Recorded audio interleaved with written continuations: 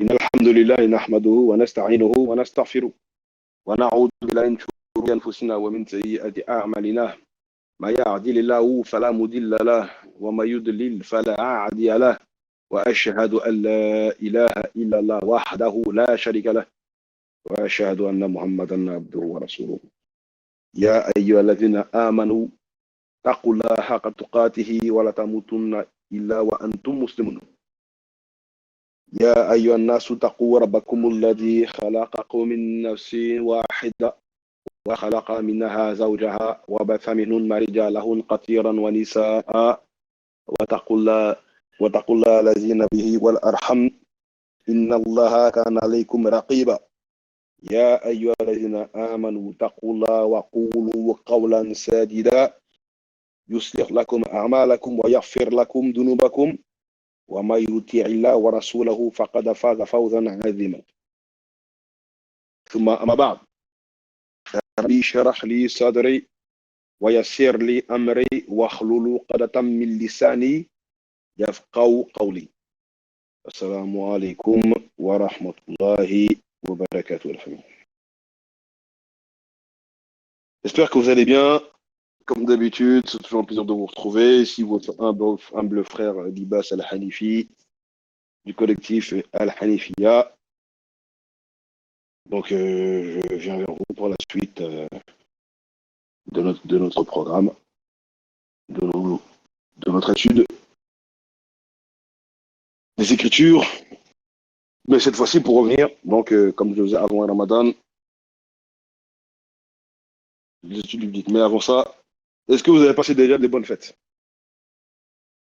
Donc, il m'a beaucoup en retard, hein, parce que depuis la fin de Ramadan, on ne s'est pas vu. Hein. Alhamdulillah.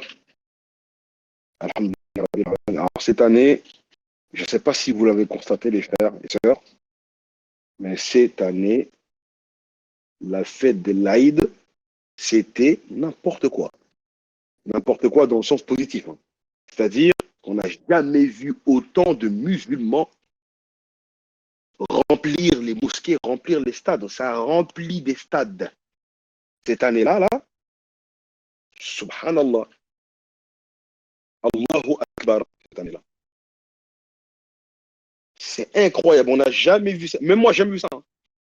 Et quand j'étais au Juma'a pendant la khutbah, même l'imam hein, de la mosquée de ma ville, ça fait 20 ans qu'il est en France, il a un certain âge, mais il a dit qu'il n'a jamais vu ça de sa vie. Toutes les conversions qu'il y a eu déjà pendant ce mois de Ramadan-là, je ne sais pas, Allah il a descendu une baraka pendant ce mois de Ramadan, on a choqué toute la France. Hein. Tout le monde a vu. C'est pour ça que ça nous fait galerie, nous. On se tape des barres de rire quand on voit les islamophobes et les apostats qui suivent avec le fou, qui disent oui, l'islam recule, l'islam recule. Avant l'islam recule, on a rempli des stades, frère, de tout âge. Même pendant qu'on attend les derniers tarawih, on était pratiquement collés aux sœurs qui étaient derrière nous. Parce que quand on fait tarawih, les sœurs sont derrière. Et moi, c'était dans le gymnase, hein, mais il n'y avait plus de place. C'était incroyable, alhamdoulilah. Et il y a eu plein de conversions pendant ce mois-ci. Plein. On n'a jamais vu ça. Donc quand vous nous dites que l'islam recule, c'est simplement votre seum qui parle. Mais justement, si justement vous parlez autant de l'islam, c'est parce que l'islam prend beaucoup de place. Donc cette année-là, là, la fête de l'Aïd, c'était incroyable. Là, on a fait une vraie fête de l'Aïd. Et Inch'Allah, qu'Allah fasse que ce soit même encore plus intense et encore plus, avec encore plus d'engouement, les prochains Ramadan qui arrivent si Allah nous prête vie. Allah fasse ça, Inch'Allah. Allah donnera toujours la victoire à l'islam. Vous aurez beau salir l'islam comme vous le voulez, vous pourrez rien faire face à la vérité. Et c'est ça qu'ils ont toujours pas compris. Hein. Wallah, ils ont toujours pas compris. Et ça là, ce n'est que l'objet des prophéties du Coran. C'est tout. Allah dans le Coran, il l'a dit. D'accord?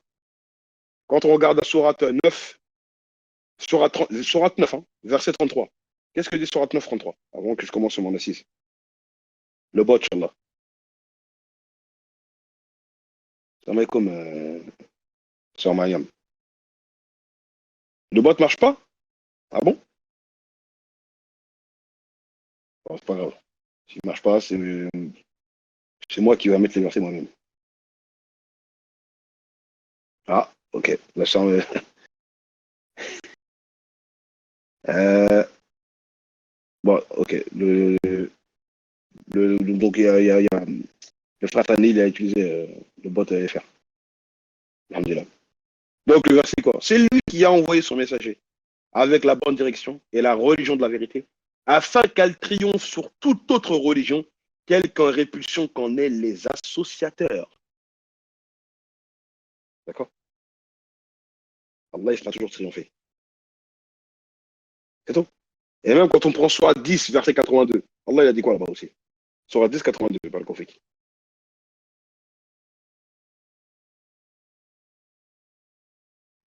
Et par parole, Allah fera triompher la vérité, quelque, quelque répulsion qu'en aient les criminels. C'est tout. Vous ne pouvez rien faire. D'accord? C'est tout. C'est comme ça. Et Allah répète encore, hein, toujours ces mêmes genres de promesses. D'accord? Quand on prend par exemple, quelle sourate encore, dans quelle sourate Allah il en parle de mémoire? Sourate 48, sourate 48. Sourate 48, 28. Sourate 48, 28. Voilà. Sourate 48, 28.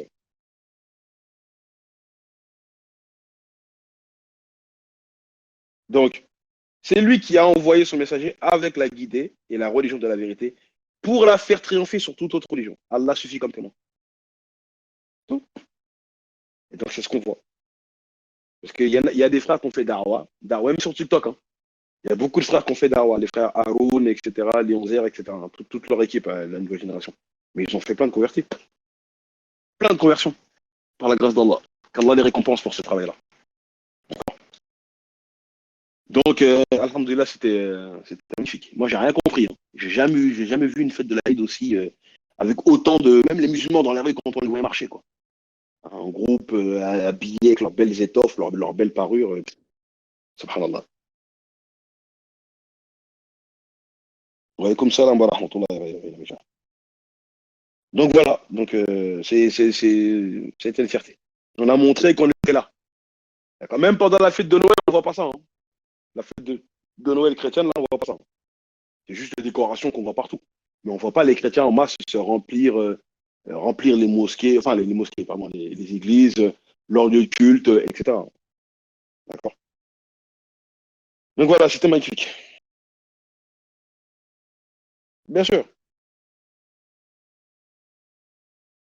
exactement. La fête de Noël, de toute façon, c'est devenu quelque chose de commercial. Hein. L'aspect religieux, il a beaucoup, beaucoup disparu. Alors que nous, on voit vraiment, c'est là qu'on voit encore la différence nette entre l'islam et les autres religions, parce que nous, on nous voyait beaucoup remplir les mosquées, les stades pour la fête de l'Aïd. Et nous, on voit vraiment quelque chose de religieux. On voit vraiment qu'il y a une spiritualité, nous, autour de ça. Alors que eux, c'est les fêtes, les cadeaux, les sapins de Noël, les décorations, les nanani, les nanana, quoi, c'est tout.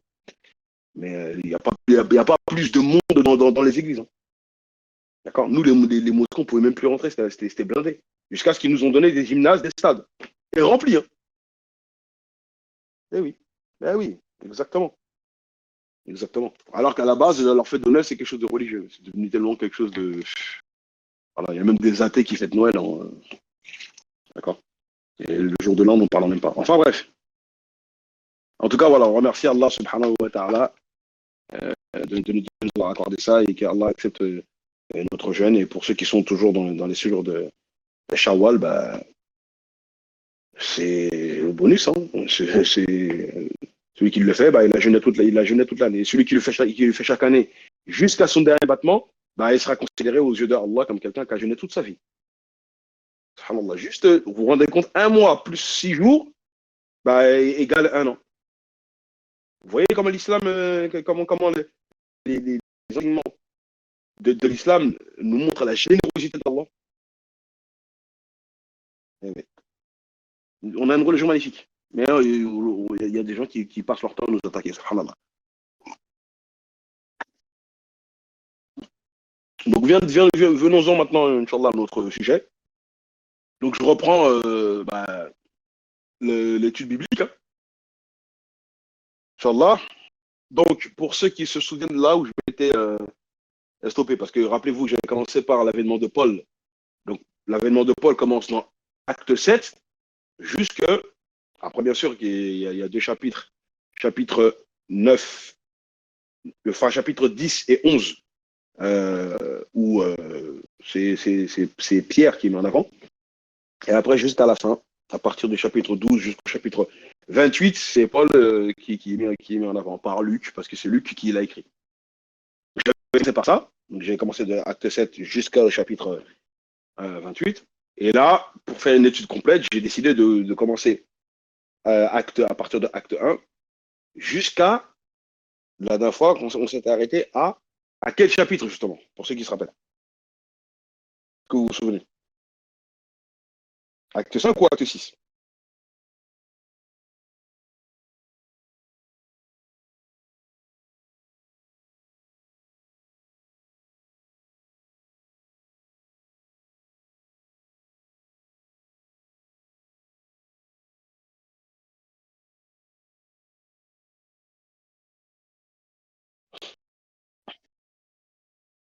Vous vous souvenez pas? Ah, Mariam, elle a dit acte 5.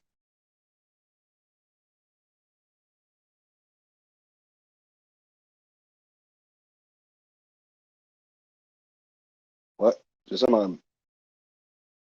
Effectivement, on s'était arrêté à acte 5. Donc, on s'est arrêté à acte 5 jusqu'au verset 29. Acte 5, 29. Donc, on n'avait pas terminé le chapitre.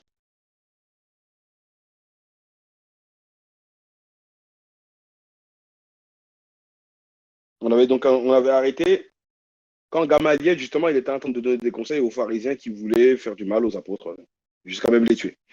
D'accord. Bah, pour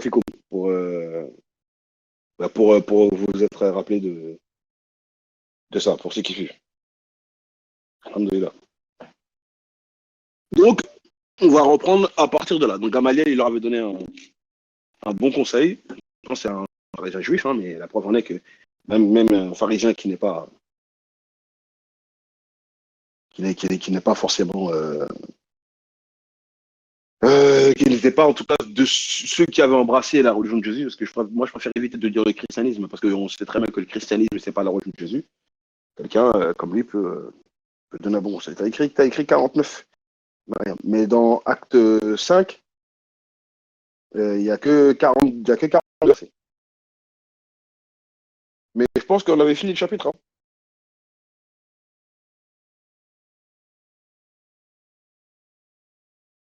Je pense qu'on avait fini le chapitre, hein, parce que là c'était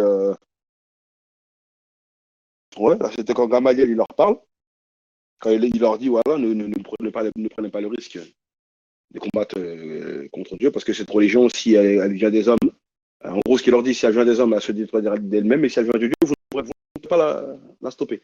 C'est la même chose qu'Abu Talib avait dit au sujet du prophète Mohammed, alayhi salatu wassalam, au Quraysh, quand ils ont commencé à comploter pour essayer de redorer l'islam par la violence, pendant les premières persécutions, pendant les premières années de la prophétie du prophète. Donc, euh, au cas où, pour être sûr, on va prendre à partir du verset, on va prendre les trois derniers versets. Donc, acte 5, 40 à 42. Voilà. Comme ça, on est sûr d'avoir fini.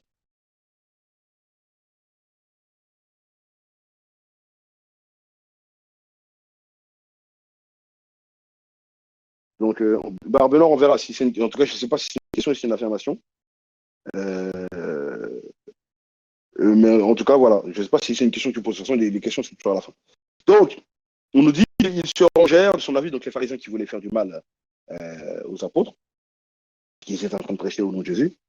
Donc, ils se rangèrent à son avis, donc à l'avis de Gamaliel, et ayant appelé les apôtres, ils les firent battre de verges, ils leur défendirent de parler au nom de Jésus, et ils les relâchèrent.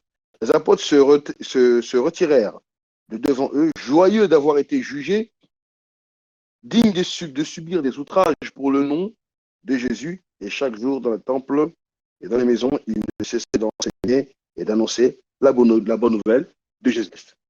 D'accord? Et ici, il y a encore un souci, parce qu'ici, on nous dit que les apôtres ont été contents de se faire outrager et de subir des souffrances au nom de Jésus. D'accord?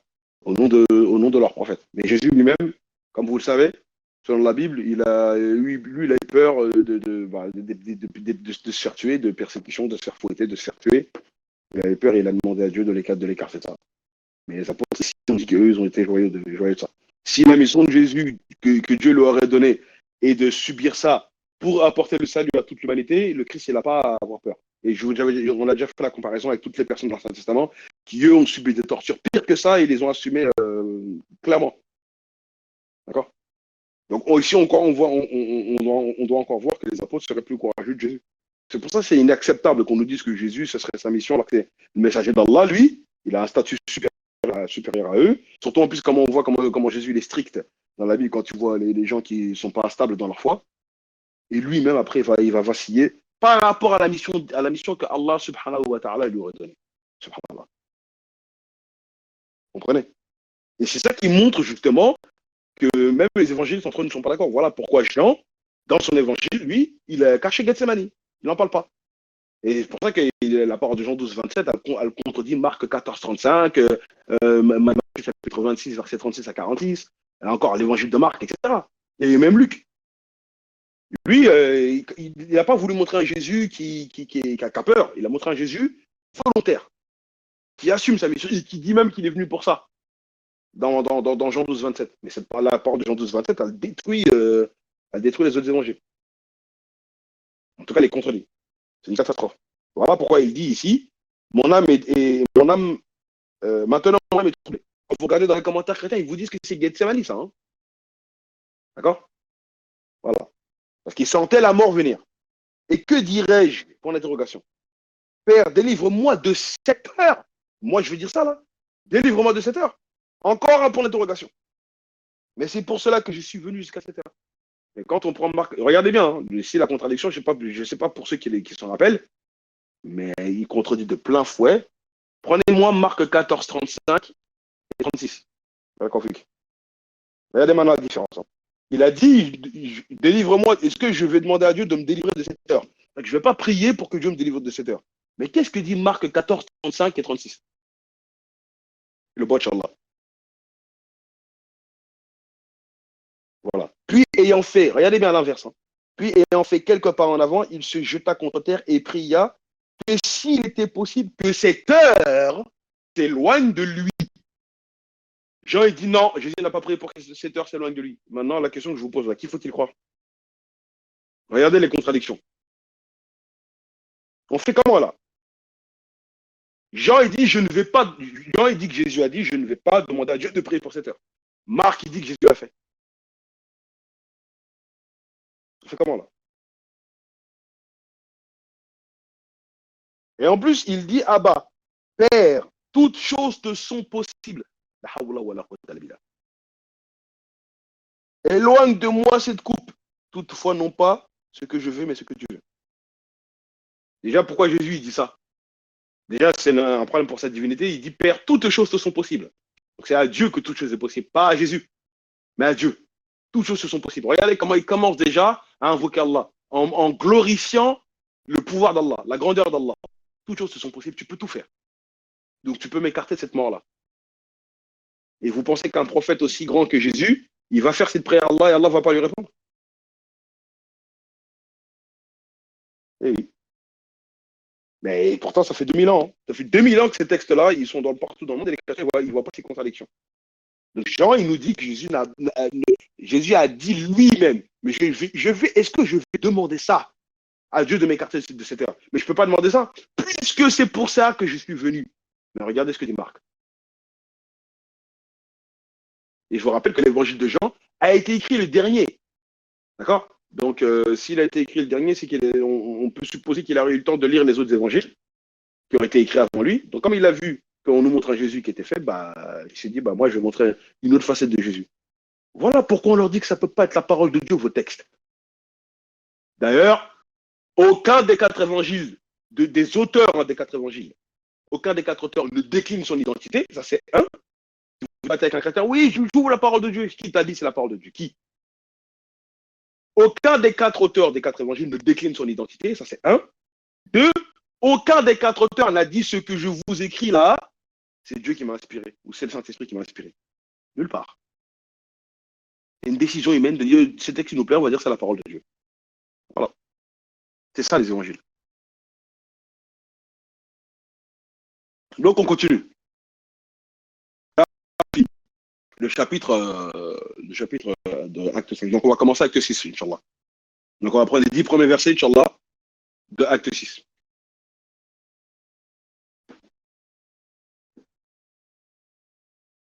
Ok. Donc, on commence la lecture, Inch'Allah. En ces temps-là, le nombre des disciples augmentait. Les hellénistes murmuraient contre les Hébreux parce que leurs veuves étaient négligées dans la distribution de ce qui se faisait chaque jour. D'accord? Ici, donc, on sait qu'il y avait un problème entre les hellénistes. Les hellénistes, pour ceux qui ne savent pas, je le rappelle, ce sont des Israélites de souche, ceux qui sont vraiment purement israélites, mais qui ne parlent plus la langue ni hébreu ni araméen, et surtout la langue araméenne, parce qu'à l'époque de Jésus, c'était l'araméen qui était parlé. Mais ils parlaient la langue grecque, parce qu'on sait très bien qu'à l'époque de Antiochus Épiphane, quand il avait assiégé les enfants d'Israël, il avait changé la langue des enfants d'Israël et il avait forcé les enfants d'Israël à parler la langue grecque. Donc voilà pourquoi les Israélites qui parlent la langue grecque, une langue occidentale, on les appelle les hellénistes. Et le problème, c'est qu'ils se plaignaient par rapport à certaines injustices qu'il y avait entre eux et leurs frères israélites qui parlaient la langue hébraïque. Donc ils se plaignaient auprès des dirigeants juifs qui parlaient la langue hébraïque ou araméenne, que leurs veuves à eux, les hellénistes, leurs veuves étaient ignorées par les juifs qui parlaient la langue hébraïque. Il y avait aussi ce conflit-là. Et ça, même dans les commentaires chrétiens, on le voit. Donc, dans la distribution des choses qui étaient données, il n'y avait pas de justice, ce qui montre qu'il y avait une certaine hostilité entre les Israélites qui parlaient la langue araméenne ou hébraïque et les hellénistes. Parce que comme vous avez été déraciné, vous ne parlez pas la langue ancestrale, la langue, on va dire, bah, on ne vous calcule pas. Pourtant, c'est pour eux que la Septante a été écrite. Hein. La Septante, elle a été écrite pour les Israélites qui parlent la langue grecque. En partie, en tout cas, elle a été écrite. Le but, c'était surtout pour eux, même si après, elle a servi aux chrétiens qui parlaient la langue grecque ou latine. D'accord? Donc ici, on le voit. Donc je continue. Les 12 convoquèrent la multitude des disciples et dirent, il n'est pas convenable que nous laissions la parole de Dieu pour servir aux tables. C'est pourquoi, frères, choisissez parmi vous cet homme de qui l'on rend un bon témoignage, qui en soit plein d'Esprit Saint et de sagesse, et que nous chargerons de cet emploi. Et nous continuerons à nous continuerons à nous appliquer à la prière et au ministère de la parole. Cette proposition plut à toute l'assemblée. Ils élurent Étienne, homme plein de foi et d'esprit Saint, Philippe, etc., Prochtor, Nicor, Timon, Parnémas, Nicolas, prosélyte d'Antioche, etc. Donc ici, on va pas. C'était juste pour faire juste pour qu'on retrace le contexte. Je vais pas faire Acte 7 parce qu'Acte 7, je l'avais déjà fait quand je vais commencer l'histoire de l'apostolat de Paul. Parce que ici, dans Acte 7, justement, on nous raconte l'histoire d'Étienne. Et là, après Étienne, lui, comme on va le décréter pour qu'il fasse partie de la nouvelle alliance, en tout cas, il va commencer à prêcher aux enfants d'Israël, il va longuement leur parler, il va retracer, en leur parlant, toute l'histoire du peuple d'Israël, et c'est ce qui va lui valoir la mort. Donc, je l'avais fait ça, quand j'avais commencé l'histoire de Paul, parce que c'est dans ces chapitres-là que pour la première fois, on voit qui? On voit Paul apparaître sur le devant de la scène. D'accord? Et il apparaît quand Étienne il est en train de se faire. Il commence à se faire tuer, quoi, en fait. Tout simplement. D'accord? Donc, je l'avais déjà fait ça. Et c'est au verset 58 de ce même chapitre-là, là. Juste regarde, si tu peux mettre le verset 58. D'accord? Qu'est-ce que je raconte? On est dans l'acte 6, là. Là, c'est là, pardon, excuse-moi.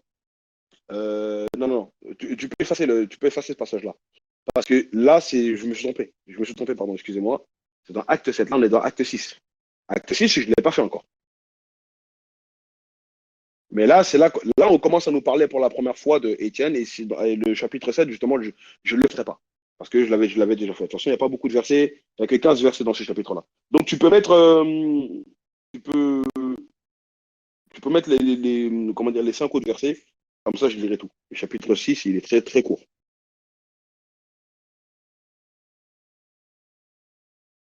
Et donc, il est donc, de chapitre 6. Hein. OK. D'accord. Donc, je continue la lecture. Euh, voilà, le verset 6. Ils se présentèrent aux apôtres qui, après avoir prié, leur imposèrent les mains. La parole de Dieu se répandait de plus en plus. Le nombre des disciples augmentait beaucoup à Jérusalem et une grande foule de sacrificateurs obéissait à la foi. Étienne, plein de grâce et de puissance, faisait des prodiges et de grands miracles parmi le peuple. Quelques membres de la synagogue dirent, dites, des affranchis de celle de Cyrénène, de Cyrénéens, voilà, pardon. Sinon, il n'est pas facile à prononcer. Donc, Cyrénens, ou je ne sais pas comment ça se prononce ce mot-là, j'ai toujours du mal à le dire. Et de celle des Alexandrins avec des Juifs de Cilicie et d'Asie se mirent à discuter avec lui. Mais il ne pouvait résister à sa sagesse et à l'esprit par lequel il parlait. La suite. Alors ils subornèrent hein, des hommes qui dirent, nous l'avons entendu proférer des paroles blasphématoires contre Moïse et contre Dieu, donc au complot contre Étienne. Ils les émurent le peuple, les anciens et les scribes, et se jetant sur lui, ils le saisirent et l'amenèrent au Sanhédrin. Ils produisirent un faux témoin, encore une fois, comme ce qu'ils ont fait pour Jésus. Maintenant, les Yaouds, ils ont toujours eu des procédés malhonnêtes. Ils produisirent des faux témoins qui dirent cet homme ne cesse de proférer des paroles contre le lieu saint et contre la loi.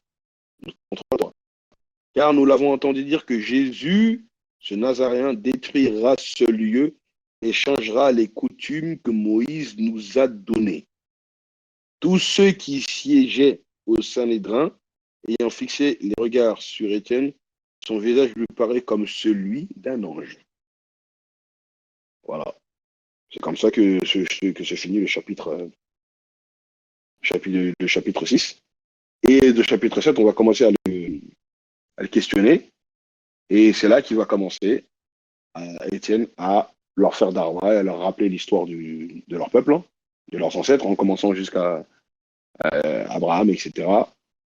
Et il va leur dire, voilà, maintenant il y a Jésus qui est venu, il va falloir croire en lui, en gros, mais vous repoussez. Et c'est ce qui va lui valoir la mort. Et c'est justement dans ce chapitre-là que on voit pour la première fois Paul, comme on l'a cité plus haut, verset 58, qu'on l'a jeté au pied d'un jeune homme qui s'appelait Saul. D'accord? Donc le chapitre 7, on ne va pas le faire parce que je l'avais déjà fait dans mes cours précédents. Donc ceux qui n'étaient pas là, ils pourront aller sur Hani Academia et pourront regarder la première partie de ce que j'avais fait. Donc, on va passer directement au chapitre 8, Inch'Allah. Chapitre 8, on va prendre les 10 premiers versets, Inch'Allah, du chapitre 8.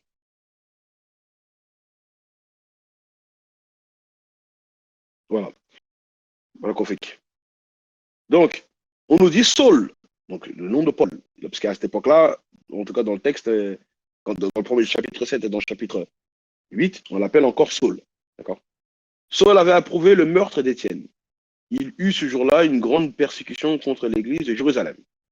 Et, et tous, excepté les apôtres, dispersèrent dans les contrées de la Judée et de la Samarie. Des hommes pieux ensevelirent Étienne et le pleurèrent à grand bruit. Saul, de son côté, ravageait l'église, pénétrant dans les maisons, il en arrachait hommes et femmes et les faisait jeter en prison. Donc là, ça vous rappelle le début de l'avènement de Paul. Ceux qui avaient été, écoutez bien ici, hein, ceux qui avaient été dispersés allaient de lieu en lieu annonçant la parole, donc la bonne nouvelle de la parole. Philippe, donc ici on nous dit qu'ils sont en train de prêcher, hein, les apôtres, ceux qui avaient été dispersés. Et on nous a bien dit, ici, au début du contexte, que même les apôtres, donc quand on reprend le verset 1, on nous dit, donc Saul avait approuvé le meurtre d'Étienne et il y a eu ce grand jour-là une grande persécution contre l'église de Jérusalem, et tous, excepté les apôtres, se dispersèrent dans les contrées de la Judée et de la Samarie. Donc, excepté les apôtres, hein. Tous ceux qui avaient été, qui ont été des disciples, d'accord? Parce qu'on nous dit bien, tous, excepté les apôtres, se dispersèrent dans les contrées de la Judée et de la Samarie. Donc, tous ces chrétiens-là. Et ces chrétiens-là, qu'est-ce qu'ils ont fait? Ils ont prêché. D'accord? On dit ça au verset 4. Ils ont prêché. Ensuite, Philippe étant descendu hein, dans la ville de Samarie, il prêcha le Christ. Les foules tout entières étant attentives à ce que disait Philippe, lorsqu'elles apprirent et virent les miracles qu'il faisait, car les esprits impurs sortirent de plusieurs démoniaques en poussant des cris, et beaucoup de paralytiques et de boiteux furent guéris. Ici, on nous dit que Philippe, il est parti, il est descendu dans la ville de Samarie. Donc, si vous êtes habitué un petit peu à discuter avec les chrétiens, débattre là-dessus, à chaque fois on leur lance un défi, où est-ce que Jésus il a prêché aux païens, et même où est-ce que les apôtres l'ont fait, ils vont aller dans Jean 4. Regardez, Jésus il est parti à Samarie, il a prêché aux Samaritains, et aussi, on nous dit dans ce passage-là, là, ici, que regardez, les apôtres, ils ont aussi prêché aux Samaritains. Mais le problème, c'est que qui vous a dit que les Samaritains, c'est des païens? Qui vous a dit ça? C'est ça le problème. C'est parce qu'il y a beaucoup de chrétiens qui pensent. Vous m'entendez? Est-ce qu'on m'entend là? Ah, ok. D'accord. Il y a un moment, ça a coupé. C'est à partir d'où que vous m'entendez plus?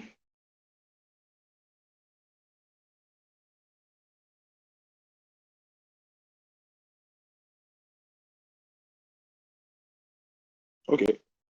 Ok. Bon. Il y en a qui disent qu'ils m'entendaient toujours. Donc, il y a des chrétiens qui disent c'est des païens.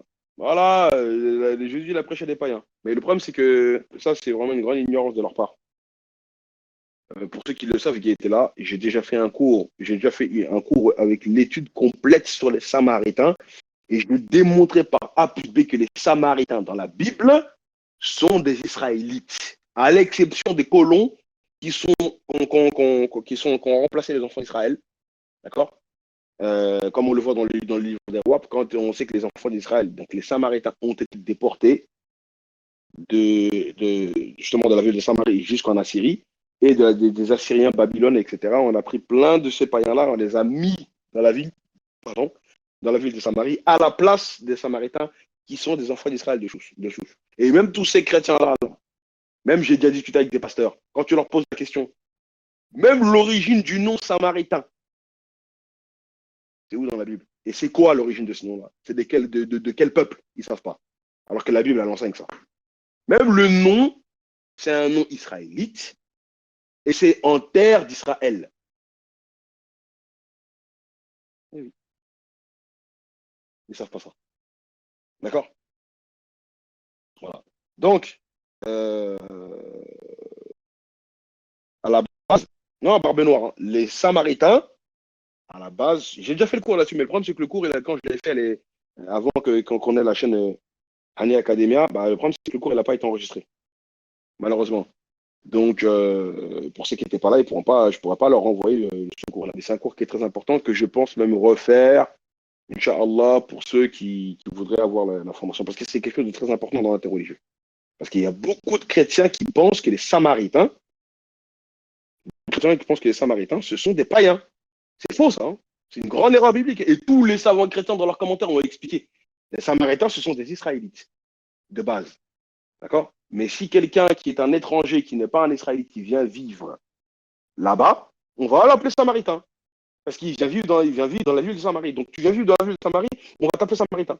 Mais de base, d'origine, les Samaritains, ce sont des Israélites.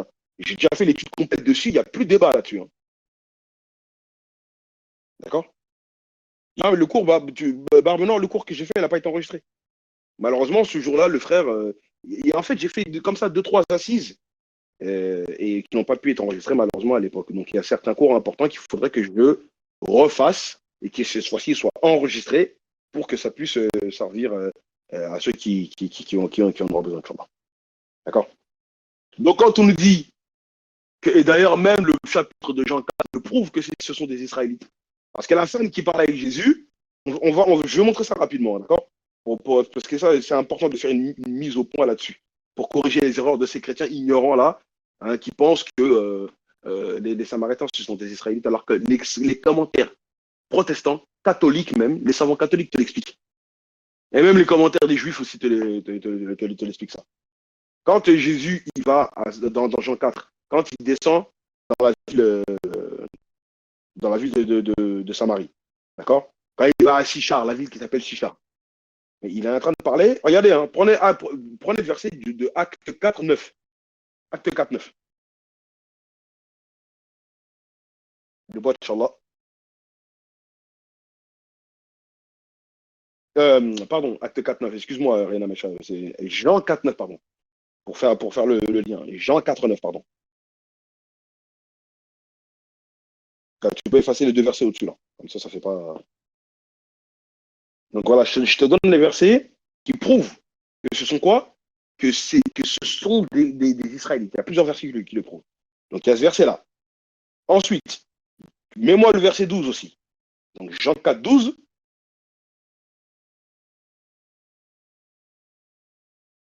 D'accord? Ensuite, tu me prends la partie du verset 21, donc Jean 4, 21, jusqu'au verset 25, et même 26 même. D'accord?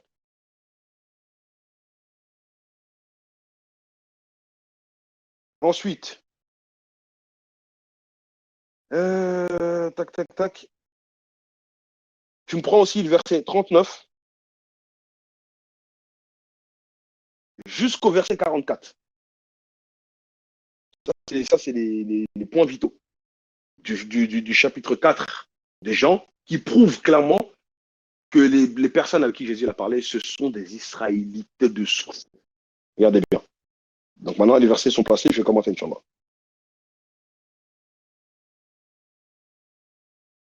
Donc, dans Jean 4,9, on nous dit, la femme samaritaine lui dit, comment toi qui es un juif, me demandes-tu à boire à moi qui suis une femme samaritaine?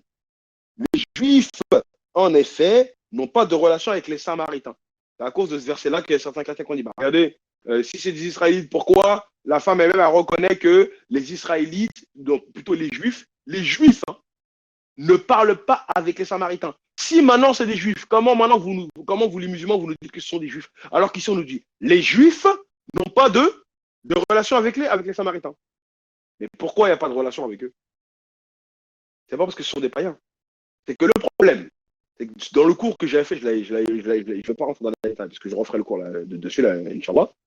Quand maintenant, quand on regarde dans le livre des rois, on voit que les Samaritains, qui sont des Israélites, et j'ai même montré l'origine du mot Israël, du mot Samaritain.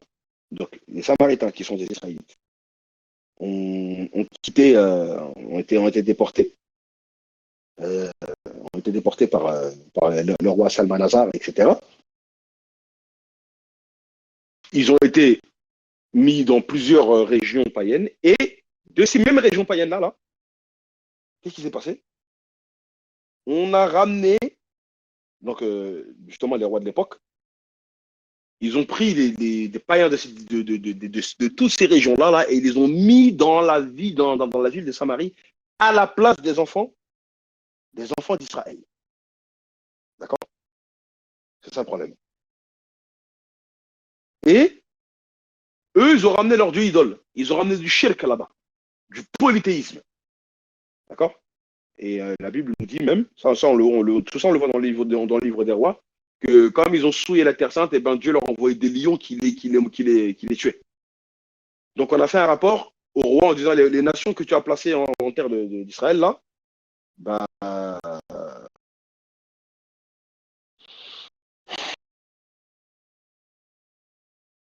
ils sont en train de se faire tuer par des lions parce qu'ils ne savent pas comment adorer le Dieu du pays.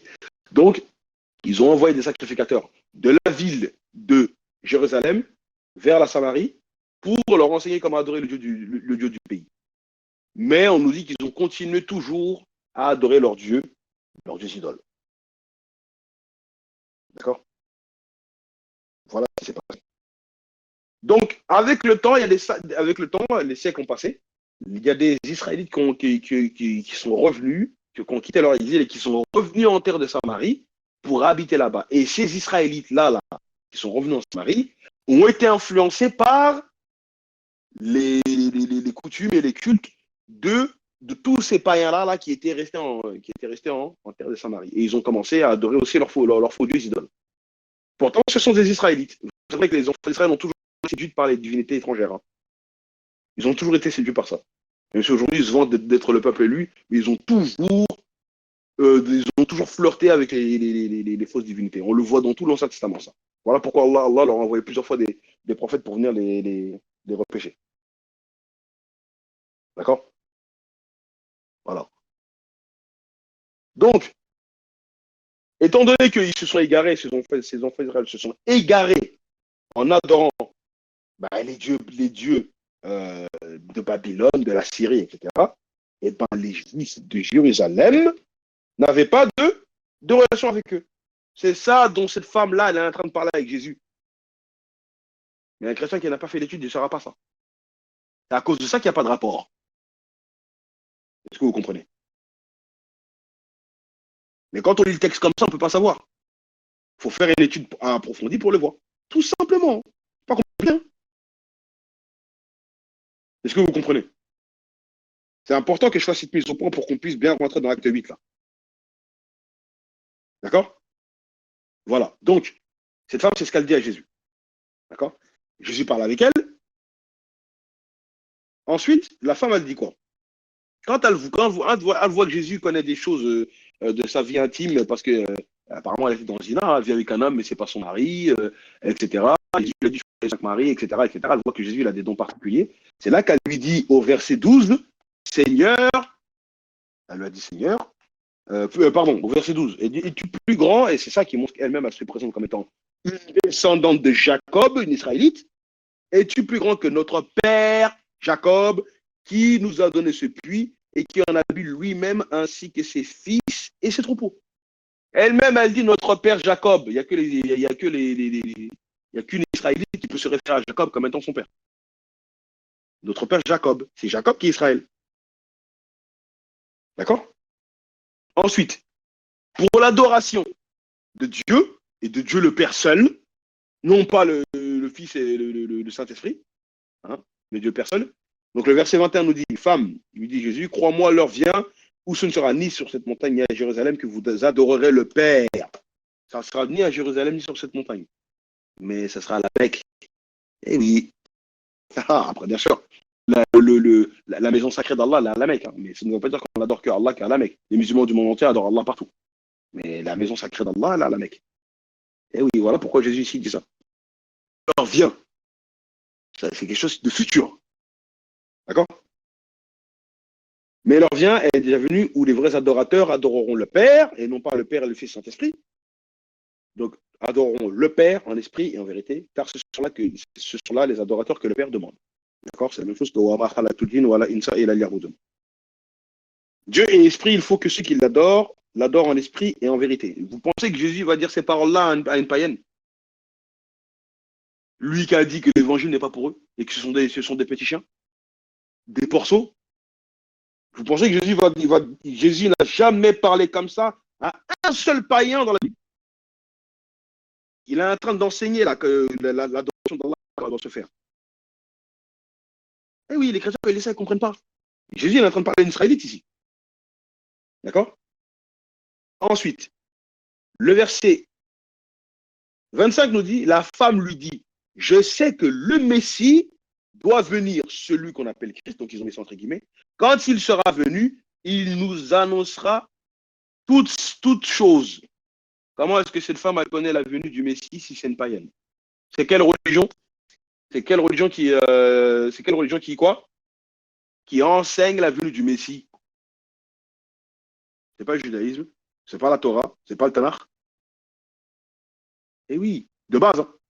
Même si y a eu comment dire, des juifs prosélytes qui ont prêché, des juifs prosélytes qui ont fait d'Arwa, pardon.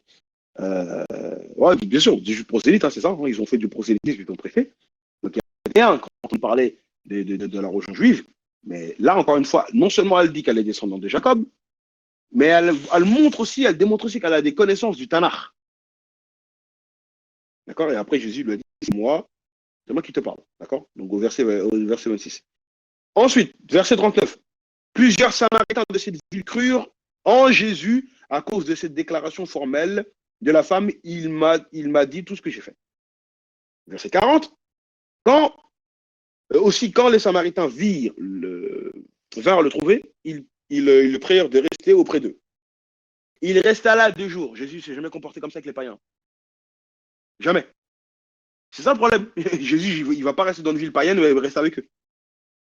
Et il disait à la femme, ce n'est plus à cause de ce que tu as dit que nous croyons, car nous l'avons entendu nous-mêmes, et nous savons qu'il est vraiment le sauveur du monde.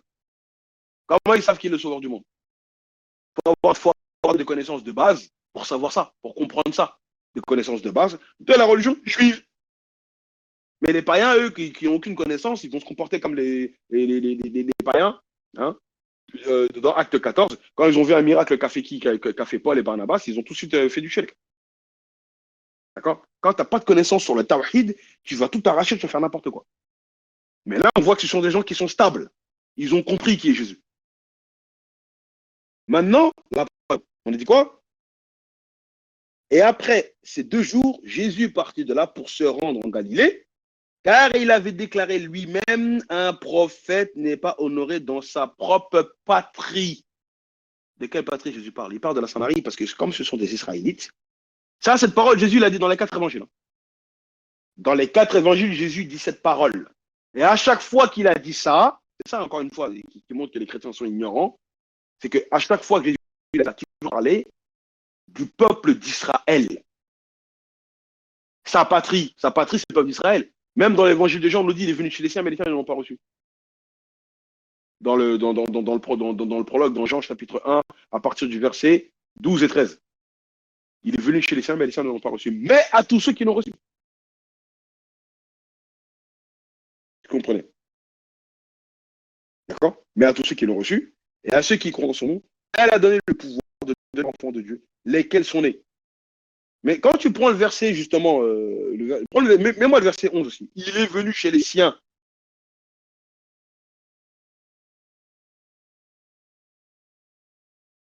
Elle est venue chez les siens et les siens ne l'ont point reçu. Mais, après, à tous ceux qui l'ont reçu. Donc ici, Jésus, il a quitté la Samarie parce que là-bas aussi, apparemment, il y aurait eu des soucis. Et ça, on le voit dans les autres évangiles. Hein. D'accord? On le voit dans l'évangile de Luc, chapitre 4. On le voit dans Matthieu 13. On le voit dans tous les évangiles. Où Jésus a dit cette même parole. Un prophète n'est pas honoré, un prophète n'est pas accepté dans sa patrie et dans sa maison. Or, on sait que la patrie de Jésus, c'est la maison d'Israël. Donc, le chapitre 4 de Jean prouve clairement que ce sont des Israélites et non des païens à qui Jésus s'est adressé parmi les Samaritains. Mais il existe en même temps des Samaritains, mais non israélites, dans la ville de la Samarie. Voilà pourquoi quand Jésus dit dans Matthieu chapitre 10, versets 5 à 7, qu'est-ce qu'il dit là-bas? Tels sont les 12 que Jésus envoya après leur avoir donné les instructions suivantes. N'allez pas vers les païens. Les païens.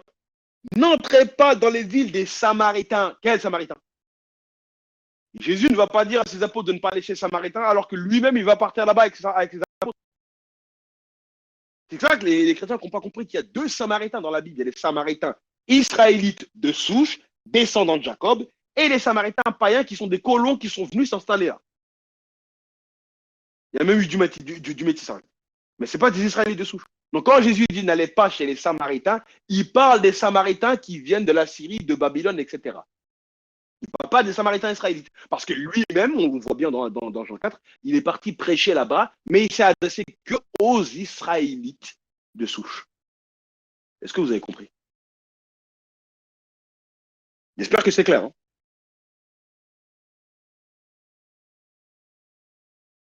Est-ce que tout le monde a compris?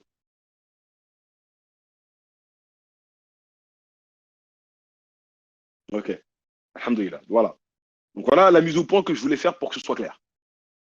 Donc, quand maintenant on revient dans acte 8, on voit on nous dit quoi? Et vous allez bien voir encore une fois, même le chapitre ici, là, de acte 8, nous montre clairement que ce n'est pas des païens.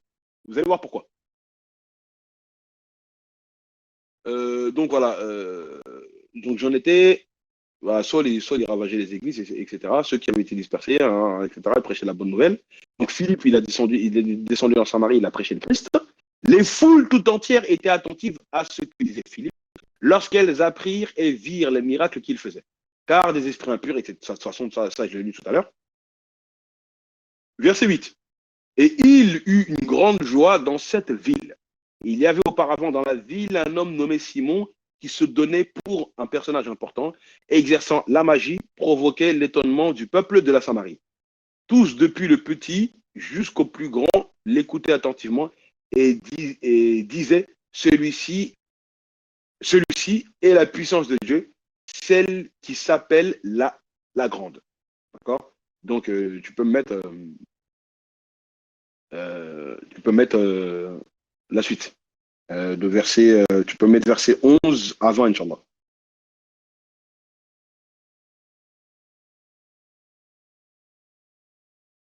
Inch'Allah.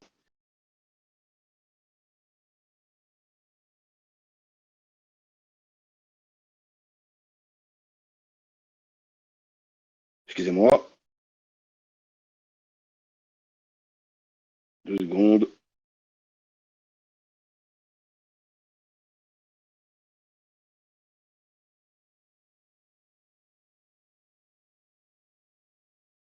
Donc voilà.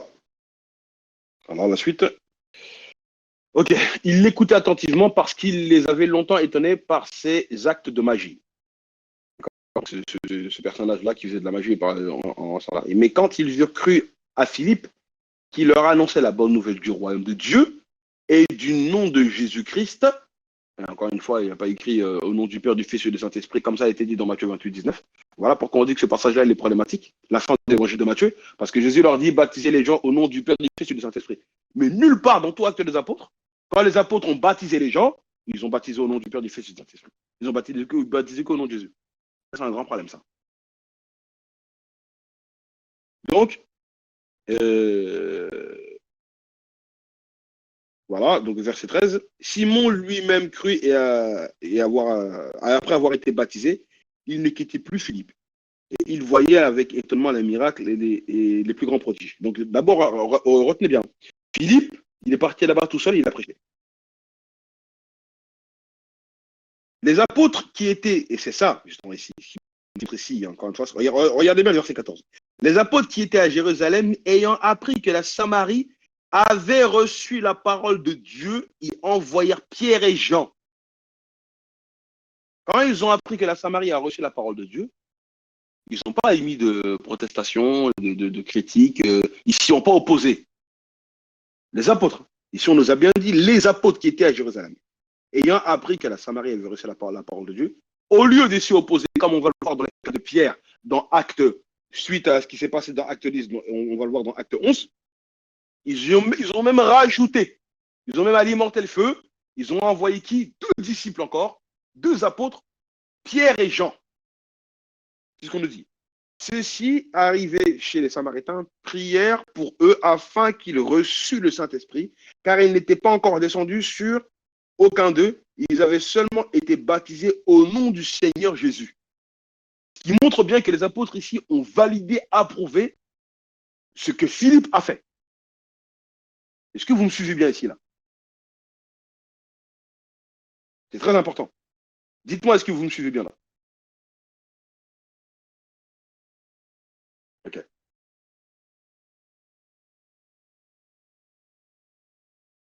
Donc, verset 17. Alors, Pierre et Jean leur imposèrent les mains et ils reçurent le Saint-Esprit.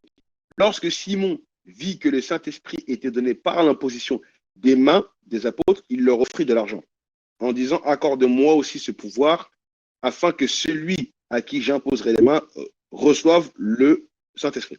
Mais Pierre lui dit, que ton argent périsse avec toi, puisque tu as cru que le don de Dieu s'acquérit à prix d'argent. C'est grave, hein. D'accord? C'est qu'en fait, on fait d'arwa, on ne fait pas ça pour l'argent, en fait. Voilà pourquoi on le dit, voilà pourquoi l'apôtre Pierre il lui dit que ton argent périsse avec toi, puisque tu as cru que le don de Dieu s'acquérit avec de l'argent. C'est pas avec l'argent, c'est avec la foi. D'accord? Est-ce que tu peux. Voilà, mets la suite, s'il te plaît. Versets 21 à 30.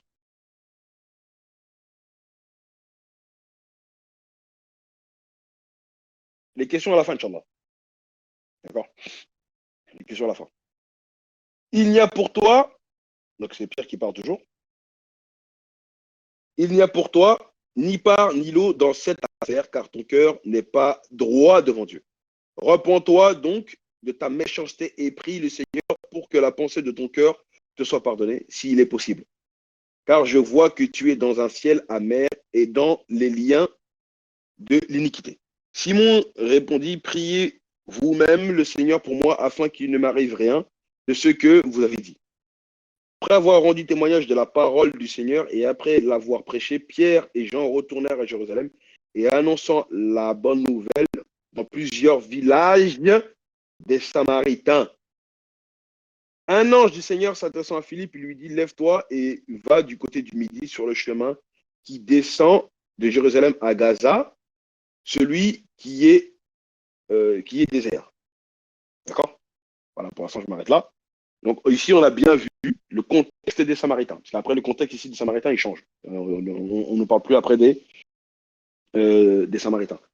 Donc, si c'était des païens, le problème, c'est que ça aurait déjà dû être fait par Jésus dans Jean 4. Jean 4, Jésus, il est parti là-bas. Et il leur a fait d'Arwa, il est même resté là-bas même 2 jours. D'accord?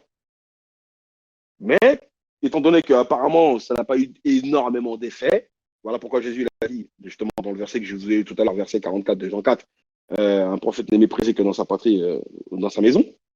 Les apôtres, ils sont revenus après Jésus pour prêcher. D'accord? Mais c'est dans Acte 10 et dans Acte 11 qui a la preuve claire, d'accord? Qui est donc le lien avec le verset que je vous ai donné ici, là. Quand les apôtres, ils ont appris que Jean-Philippe est parti là-bas, on verra bien ça dans Acte 10 et Acte 11, que ce n'est pas des païens, dans le sens des non-israélites. D'accord? Ici, maintenant, il y a un autre élément sur lequel les chrétiens se basent pour essayer de dire, ouais, regardez, l'évangile a été prêché à des non-israélites, donc c'est la preuve que l'évangile est universel. Toujours des erreurs de leur part. Donc, verset 27. Il se leva et partit. Et voici un Éthiopien, un eunuque, ministre de Candace, reine d'Éthiopie, et surintendant de tous ses trésors, venu à Jérusalem pour adorer. Retenez bien ça. C'est un Éthiopien et il est venu à Jérusalem pour adorer. D'accord? Sans retourner assis sur son char. Il lisait le prophète Ésaïe. Deuxième élément que je vous demande de retenir aussi. Pourtant, les chrétiens disent, ouais, mais non, c'est un pur païen, lui, c'est un Éthiopien. Ils ont juste vu le mot Éthiopien, hein, certains pasteurs, hein. Ils ont même certains chrétiens. Ils ont juste vu le mot Éthiopien. Ah, ça y est, ah, voilà, ça c'est un païen pur. Wallah, ils maîtrisent, ils ne réfléchissent pas à l'esprit du texte. On va voir si même les commentaires chrétiens ont expliqué lui, il est qui. D'accord? Donc on est dit, il est monté à Jérusalem pour adorer. Sans retourner assis sur son char et lisait le prophète Ésaïe, l'Esprit dit à Philippe, donc c'est un ange ici, l'Esprit, avance et approche-toi de ce char. Philippe accourut et entendit l'Éthiopien qui lisait le prophète Ésaïe. Il lui dit, comprends-tu ce que tu lis? D'accord? Donc, ici, on voit que il y a deux éléments. Un Éthiopien, et on voit qu'il était monté à Jérusalem pour adorer. Mais je vais vous mettre un commentaire chrétien. Eux-mêmes, qu'est-ce qu'ils nous ont dit sur lui? Regardez. Je vais même vous mettre deux commentaires chrétiens différents. Bible, donc commentaire biblique de la Bible en ligne. Bible annotée en ligne. Cet étranger nous est dépeint en détail à cause de l'importance de sa conversion. Sa patrie était l'Éthiopie, pays d'Afrique situé au sud de l'Égypte, dont faisait partie ce qui est aujourd'hui l'Abyssinie. Ce pays était gouverné par des reines qui portaient le titre de Candace, comme le roi d'Égypte, celui de Pharaon. Notre personnage était un ministre détenteur du pouvoir grec dynaste de la reine Candace. Il était surintendant de tous ces trésors, ce qu'on appelle aujourd'hui un ministre de Finances. Je vous mets la suite, les commentaires.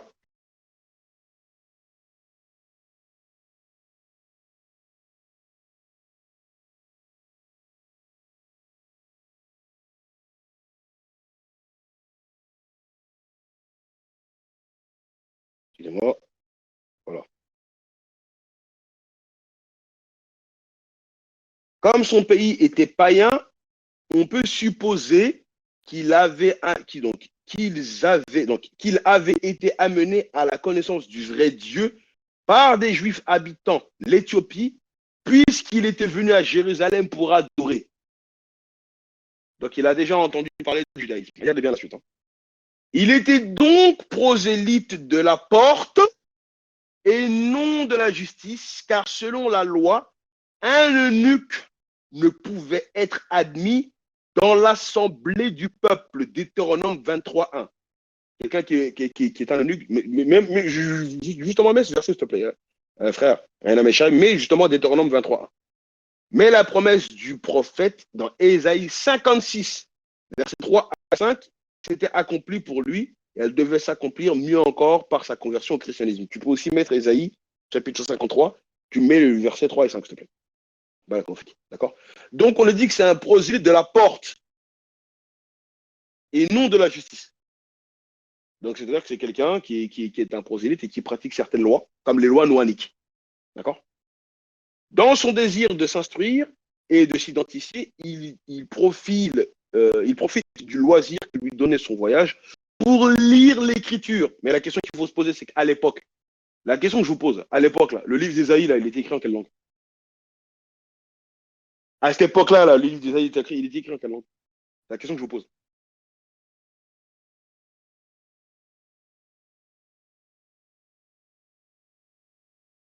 Voilà.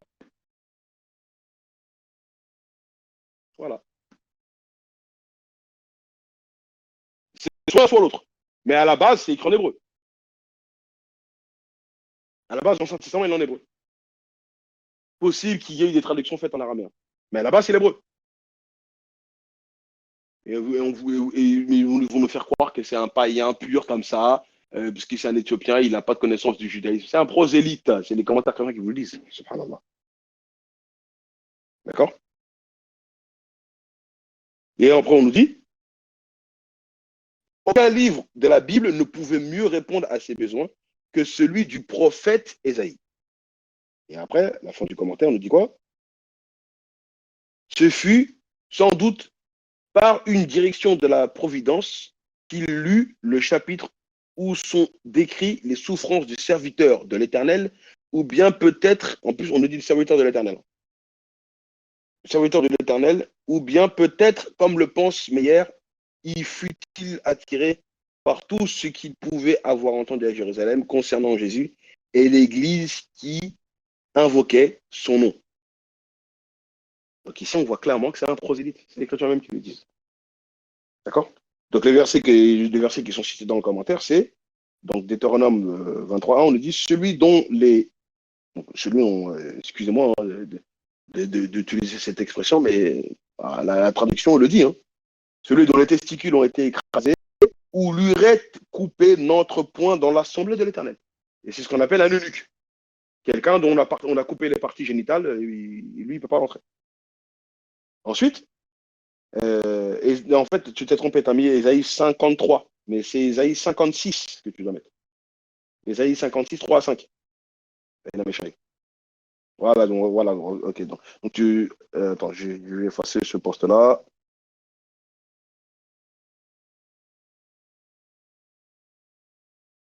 Voilà. Donc on a dit que l'étranger qui s'attache à l'Éternel ne dise pas l'Éternel me séparera.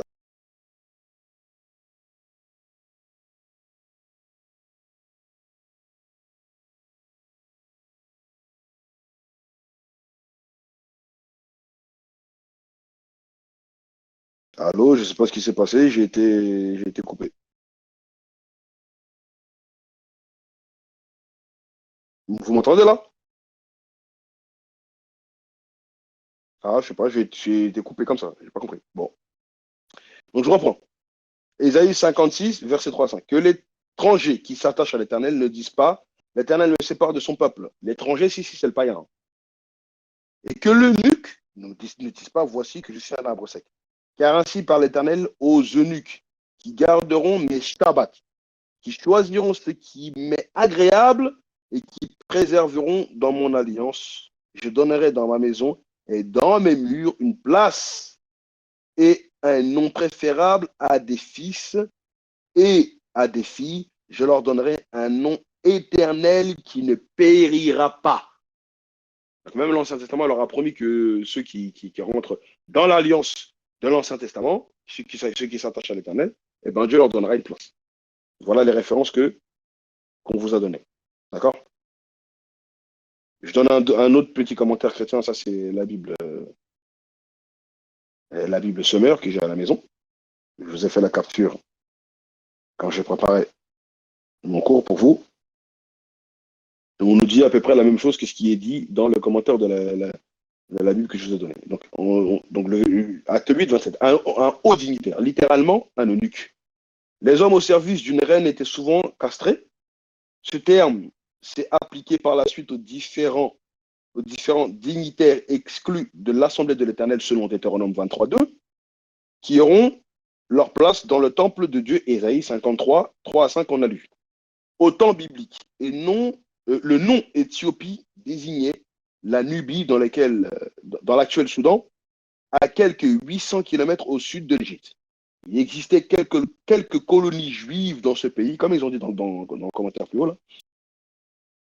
Il existait quelques colonies juives dans ce pays, au contact desquelles ce haut dignitaire a pu apprendre à connaître la religion juive. Et aussi, ils disent la même chose.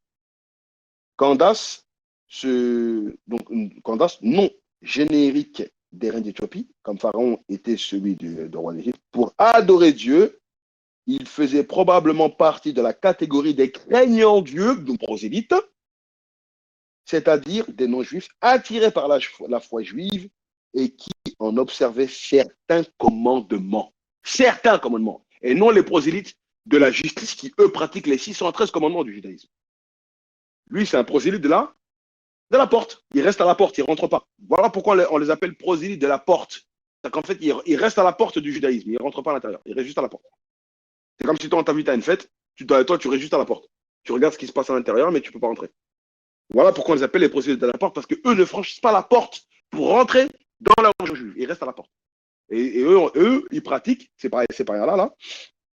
Eux ne font pas forcément la circoncision, ils s'abstiennent de manger certains éléments impurs. Ils pratiquent les lois de Noé, que Dieu avait donné à Noé. Mais par contre, un prosélyte qui rentre à l'intérieur, lui, il va pratiquer la loi pour devenir quelqu'un de juste, il va pratiquer la justice.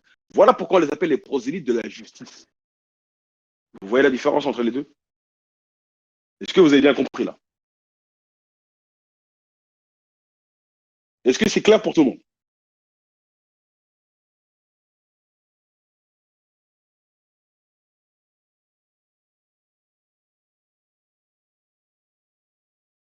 Ok. Alhamdulillah. Donc, on va continuer, Inch'Allah, à lire la suite, donc de Acte 8. Et après, je m'arrêterai là, Inch'Allah, parce que comme c'est un cours où j'étais obligé de rentrer dans plein de détails, je ne peux pas aborder le chapitre 10 et le chapitre 11, je le ferai, Inch'Allah, la semaine prochaine. Même si j'avais dit que je commencerai la lettre de Romains, mais euh, voilà, ça fait. Même le chapitre, même chapitre 10, il va quand même prendre un certain temps à, à être fait. Mais là, on arrive à la fin de Acte 8. D'accord? Donc, on va prendre à partir du verset 31 jusqu'au verset 40. Voilà, les 10 derniers versets, Inch'Allah.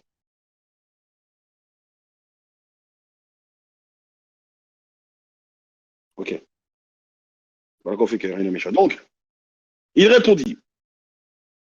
Donc, quand Philippe lui a posé la question, est-ce que tu comprends ce que tu dis? Il répondit, comment le pourrais-je si quelqu'un ne me guide? Il invita Philippe à monter à s'asseoir avec lui. Le passage de l'écriture qu'il lisait était celui, il a été mené comme une brebis à la boucherie et comme un agneau muet devant celui qui le tond, et il n'a point ouvert la bouche. Donc dans Isaïe 53. Dans son humiliation, son jugement a été levé, et sa postérité qui la dépendra, car sa vie a été retranchée de la terre, etc. L'eunuque dit à Philippe, je te prie, de qui le prophète parle-t-il ainsi? Est-ce de lui-même ou de quelqu'un d'autre? Alors Philippe, ouvrant la bouche, commença par ce passage, lui enseigna la bonne nouvelle de Jésus. Donc on nous dit que Philippe, il aurait interprété Ésaïe 53 pour dire que ça parlera de qui? Ça parlera de Jésus. Alors que je vous avais déjà fait un cours à deux volets. J'ai montré les problèmes justement de l'interprétation de dire que Ésaïe 53 parle, ne pas parler de Jésus parce que ça peut être aussi imputé à des prophètes qui sont passés avant lui, notamment Moïse. D'accord? Mais ici, on nous dit que, en tout cas, Philippe, en tout cas, c'est Luc hein, qui a écrit ça, ne l'oubliez pas. Luc nous dit que Ésaïe 53 aurait été interprété par Philippe pour dire que ça parlerait, en tout cas, apparemment, il aurait commencé, on nous dit, ici on nous dit quoi? On nous dit que il aurait commencé à lui parler de cette écriture en lui annonçant la bonne nouvelle de Jésus. Ce qui porterait à croire que, pour Philippe, Ésaïe 53 parlerait de Jésus. Alors, ce qui est bizarre, c'est que quand Jésus lui-même, il est venu dans Luc chapitre 4, verset 14 à 32, mais bon, à partir du verset 14 jusqu'au verset 17, il a utilisé Ésaïe, 50, Ésaïe, mais il n'a pas utilisé Ésaïe 53. Il a pris Ésaïe 61.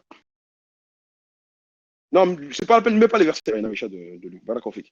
Mais pas c'est pas la peine de mettre le verset. Mais on nous dit euh, dans Luc chapitre 4 que Jésus, dès le début de sa mission, d'accord? C'est le même auteur. Hein. Voilà pourquoi je vous parle de ça. Le même auteur, c'est Luc dans son évangile. Il nous dit que Jésus, quand il est rentré quand il est revenu du désert, après sa tentation par le diable, il a pris Ésaïe, mais il n'a pas pris Ésaïe 53, il a pris Ésaïe 61. Si Isaïe 50 ans parlait de lui, pourquoi t'as pas lu Isaïe 53 et ensuite après tu nous lis ouais, Isaïe 61, tu aurais pu lire les deux versets, ça aurait été rapide hein, dans la lecture des synagogues. Mais Jésus, il n'a pas utilisé ce passage-là.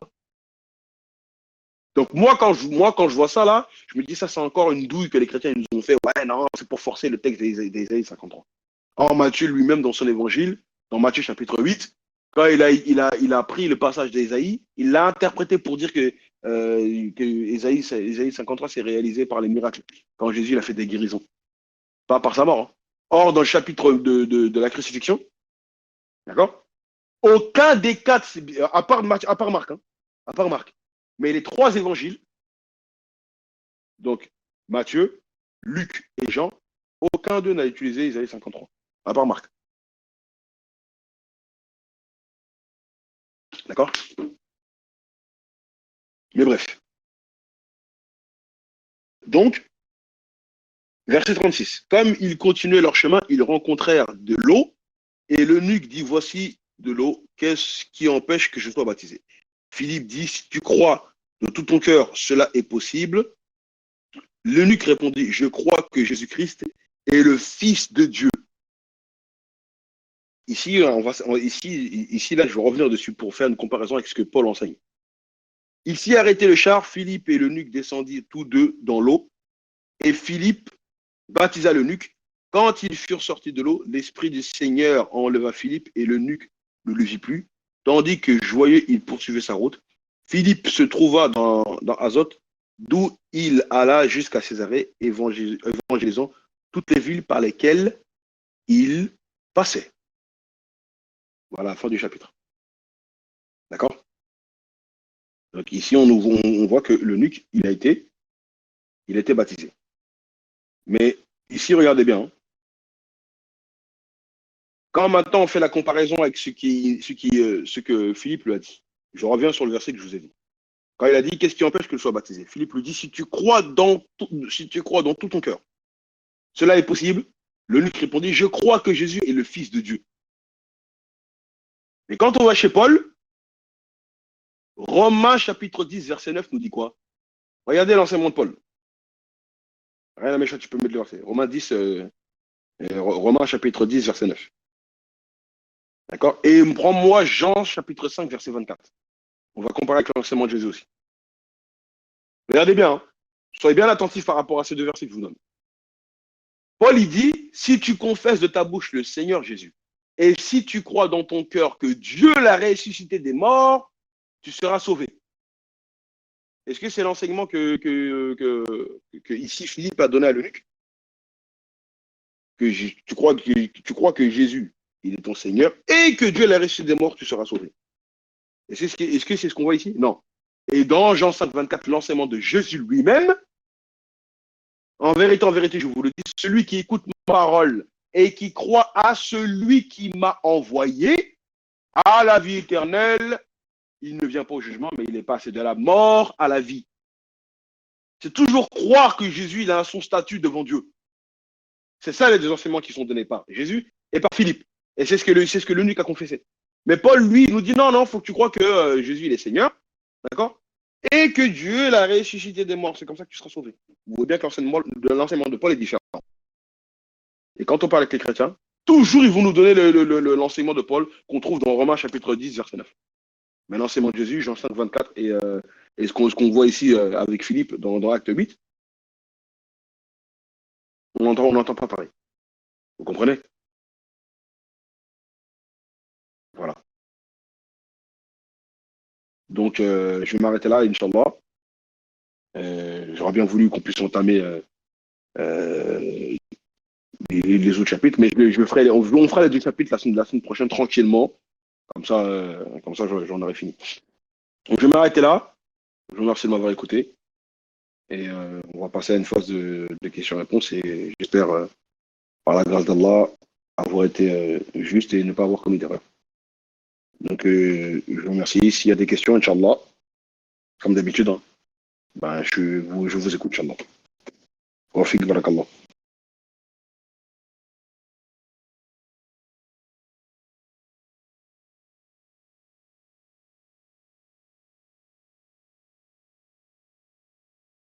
Tu me dis les Cananéens étaient des Israélites car Jésus a parlé. Non, comment veux-tu qu'un Cananéen, en fait un Cananéen c'est Canaan. Canaan c'est là aujourd'hui où les enfants d'Israël se sont installés pour la terre promise. Un Cananéen c'est pas un Israélite. C'est un Canaan, justement. Tu vois? Donc, et quand tu dis que Jésus il a parlé aux Cananéens, mais de quel passage tu parles quand tu dis qu'il a parlé aux Cananéens? Si tu parles de Matthieu 15, Matthieu chapitre 15, c'est une catastrophe, hein. À partir du verset 21 jusqu'au verset 27, c'est une catastrophe ce que Jésus l'a dit. La preuve en est, faut pas leur parler. Et même dans Marc 7, qui est repris, Marc aussi 7, il nous parle du même passage, hein. Donc, de quel passage tu parles quand tu dis que Jésus il a parlé avec des Cananéens? Ah, ben, justement, Matthieu 15, voici une femme cananéenne qui venait de décontrer, oui. Jésus lui a parlé, mais qu'est-ce que Jésus lui a dit? C'est ce passage-là qu'on utilise toujours contre Eternil. Ouais, toi aussi, comment tu peux me donner ce passage-là? Il n'est pas bon de prendre le pain des enfants des juteaux petits chiens. Je n'ai envoyé que brouiller perdre la maison d'Israël. C'est ce que Jésus dit. Et Jésus lui a adressé la parole, mais Jésus, il veut pas de donner comment dire, de miettes à cette femme-là. Il faut qu'elle insiste, hein, pour que Jésus lui donne, hein. Il faut le casser la baisse. Tu comprends? Eh oui. Le verset 24 et le verset 26, c'est terrible. Tu vois? Donc Jésus lui a parlé, mais il lui a bien fait comprendre, justement, l'évangile n'est pas pour vous. Et dans l'Ancien Testament, justement, dans Deutéronome, Dieu l'avait ordonné aux enfants d'Israël de massacrer tous les peuples, tous les Cananéens, dans l'Ancien Testament. Et pour les chrétiens qui pensent que Jésus est Dieu, ça veut dire que c'est Jésus qui avait ordonné, Jésus qui avait ordonné aux enfants d'Israël de massacrer tous les peuples de Cananéens. Comment pouvait-il agir de la sorte s'il est Dieu? Est-ce que tu comprends? C'est une catastrophe. Hein. C'est une catastrophe. Tu vois? Eh oui. Donc le problème, c'est que quand tu vas dans Deutéronome, de mémoire, hein, dans Deutéronome, déjà dans Deutéronome 7, déjà les païens, il n'y a, pas de, pas de mariage avec eux déjà.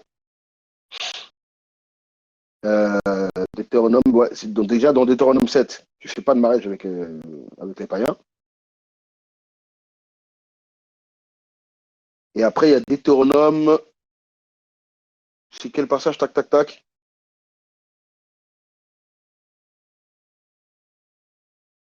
Excuse-moi que je retrouve rapidement le passage.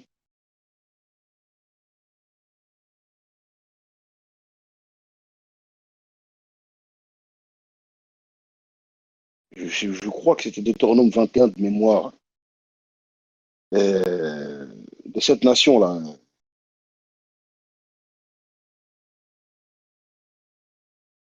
Il y a un passage en Deutéronome de mémoire, je ne sais plus c'est où. D'accord. Où Dieu dit qu'il faut détruire les 7 nations qui vivent là-bas. Là. D'accord.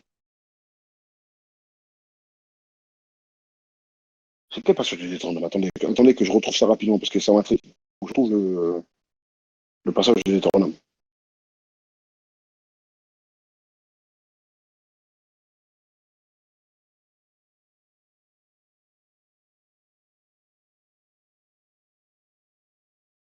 Tac, tac, tac, tac, c'est dans quel passage de Deutéronome?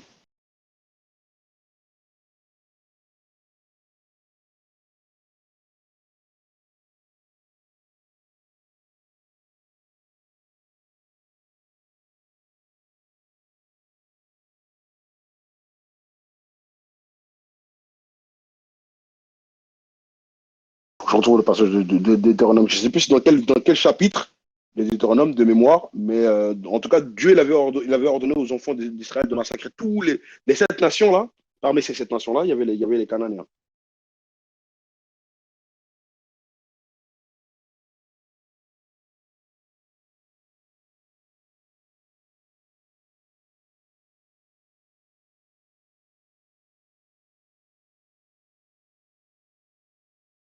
Si quelqu'un peut retrouver, Inch'Allah, le chapitre, je ne sais plus. Chapitre 7, non? C'est chapitre 7, c'est ça? Je ne sais plus. Je ne me rappelle plus de mémoire. Hein. Ça fait tellement longtemps que ces débats-là, on les a plus fait avec les chrétiens que. Tac, tac, tac. Je ne sais plus si c'est que c'est. Parce que déjà, tout à l'heure, j'ai cité Deutéronome 7, mais c'est interdiction de faire des mariages. Mais là où il est cité clairement. Ouais, c'est ça, c'est ça. C'est Deutéronome 7. Ouais, c'est bien ce que je me disais. C'est bien ça. C'est bien Deutéronome 7. Deutéronome 7, à partir du verset. Voilà, à partir du verset 1.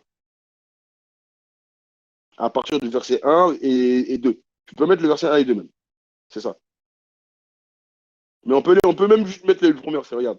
Lorsque l'Éternel, ton Dieu, t'aura fait entrer dans le pays dont tu vas prendre possession, et qu'il chassera devant toi beaucoup des nations, les Étiens, 1, les Girgasiens, 2, les Amoréens, 3, les Cananéens, 4, les Bérésiens, 5, les Éphésiens, donc les Éviens, pardon, 6, et les Jubusiens. Et après, on nous dit 7 nations, plus nombreuses et plus puissantes que toi. Lorsque l'Éternel, ton Dieu, te les aura livrées et que tu les auras battues, tu les dévoueras par interdit, tu ne traiteras point d'alliance avec elles et tu ne leur feras point grâce. Tu vois? Donc, Ternil, ici rappelle-toi toujours. C'est ça, hein, c'est de mémoire. Hein, de toute façon, je l'ai dit dès le début, si vous avez entendu. J'ai dit Deutéronome 7. Je me rappelais de mémoire, c'était Deutéronome 7. Bah, c'est bien ça. Voilà. Donc, non, non, non, c'est clair que pas d'alliance avec eux. Donc Jésus, c'est normal que Jésus il ait eu ce comportement avec la femme samaritaine parce que regardez, qu'est-ce que dit la Torah. Or, Jésus, il a bien dit qu'il n'est pas venu abolir la Torah dans Matthieu 5. C'est tout. Donc voilà, c'est pour répondre à la question du frère Tani. J'espère avoir répondu à ta question, Tani. Donc, moi, Anne, j'ai deux questions. Déjà, merci. J'ai bien aimé, c'est la première fois que j'écoute un exégèse dans un autre livre que le Coran. C'est intéressant. Voilà, Barakofik. Les prophètes comme Esaïe et tout, ils étaient envoyés à qui? Ils étaient envoyés à tout le monde. Pourquoi les païens, pour certains qui cherchent la vérité, s'arrêtent aux enseignements de Noé et que selon les enseignements juifs et chrétiens, ils sont égarés car ils ne suivent pas, ils ne suivent pas les prophètes. Donc déjà, je vais répondre à cette première question. Les prophètes de l'Ancien Testament ont été envoyés au peuple d'Israël. Tous, à l'exception de Lot, qui est le neveu d'Abraham, qui a été envoyé vers le peuple de Sodome et Gomorrhe, dans Genèse chapitre 18. Et quand tu prends aussi le prophète Jonas, qui a été envoyé vers le peuple nénivite. De mémoire, il n'y a que eux. Sinon, toute l'alliance, elle concerne clairement le peuple d'Israël. Donc, tous les prophètes de l'alliance d'Israël n'ont été envoyés au peuple d'Israël. Mais, étant donné que Dieu il est quand même bon et que Dieu n'est pas injuste, en tout cas dans la Bible, il a ouvert la porte aux gens des nations, ceux qui ne sont pas israélites. S'il y en a un qui croit, il est attiré par la religion juive et il croit, Dieu le laisse venir. Tu as le droit de rentrer. Et donc, cette personne-là devient prosélyte et il a le droit de pratiquer la religion juive. Mais le message, à la base, ne lui est pas destiné. Tout simplement. Tu vois? C'est aussi simple que ça. Même Allah, dans le Coran, il nous relate, quand on regarde l'histoire de Moussa, alayhi salam, que quand comment dire, les magiciens de Pharaon, ils ont vu les miracles de Moussa, ils ont cru. Ils ont cru. Et ils ont même cru jusqu'à ce qu'ils ont accepté même de se faire crucifier, de se faire découper par Pharaon. Ils ont cru. Tu vois? Allah, il ferme pas la porte. Allah, il est pas injuste. Mais le message, à la base, l'alliance, elle est pour les enfants d'Israël. Et même Paul le reconnaît, ça. Vous êtes étrangers aux alliances. Les alliances, Dieu n'a pas fait alliance avec les païens. Il a fait les deux alliances, les deux alliances qui ont été faites. Première alliance, Moïse, deuxième alliance avec Jésus. Parce que la première alliance a été abolie avec la maison d'Israël. Mais un païen qui croit, Dieu l'accepte. Il peut rentrer. Donc voilà, soit il devient prosélyte de la justice, comme j'expliquais tout à l'heure, ou soit prosélyte de la porte. Donc voilà, ça c'est pour répondre à ta première question. Ensuite, deuxième, les prosélytes. Est-ce qu'ils peuvent devenir juifs? J'ai pas trop compris ce passage. Tu as dit qu'ils peuvent, s'ils rentrent dans la religion, devenir prosélytes de justice, mais est-ce que ça compte comme étant juif? Ils ne sont pas considérés comme étant un juif de souche. On le regarde comme étant un païen, un craignant Dieu, un prosélyte. Donc, il a le droit de rentrer dans le Soreg. Il y a un parvis, justement. Quand tu regardes la construction du temple de Jérusalem, il y a 4 parvis, d'accord, qui composaient le temple. Et l'une de ces parvis-là était pour les païens. Mais, attention, avec restriction. Je ferai un jour un cours sur ça. Le Soreg, ça s'appelait le Soreg. C'était un parvis qui était entouré par des dalles de pierre où il était inscrit. Il est inscrit dessus que toute personne, il est strictement interdit à toute personne n'appartenant pas aux 12 tribus d'Israël de dépasser ce cercle-là sous peine de mort. Un païen, il n'a pas le droit de rentrer dans le temple de Jérusalem. Il doit rester dans le parvis des païens qui a été fabriqué, construit, institué à l'intention des païens.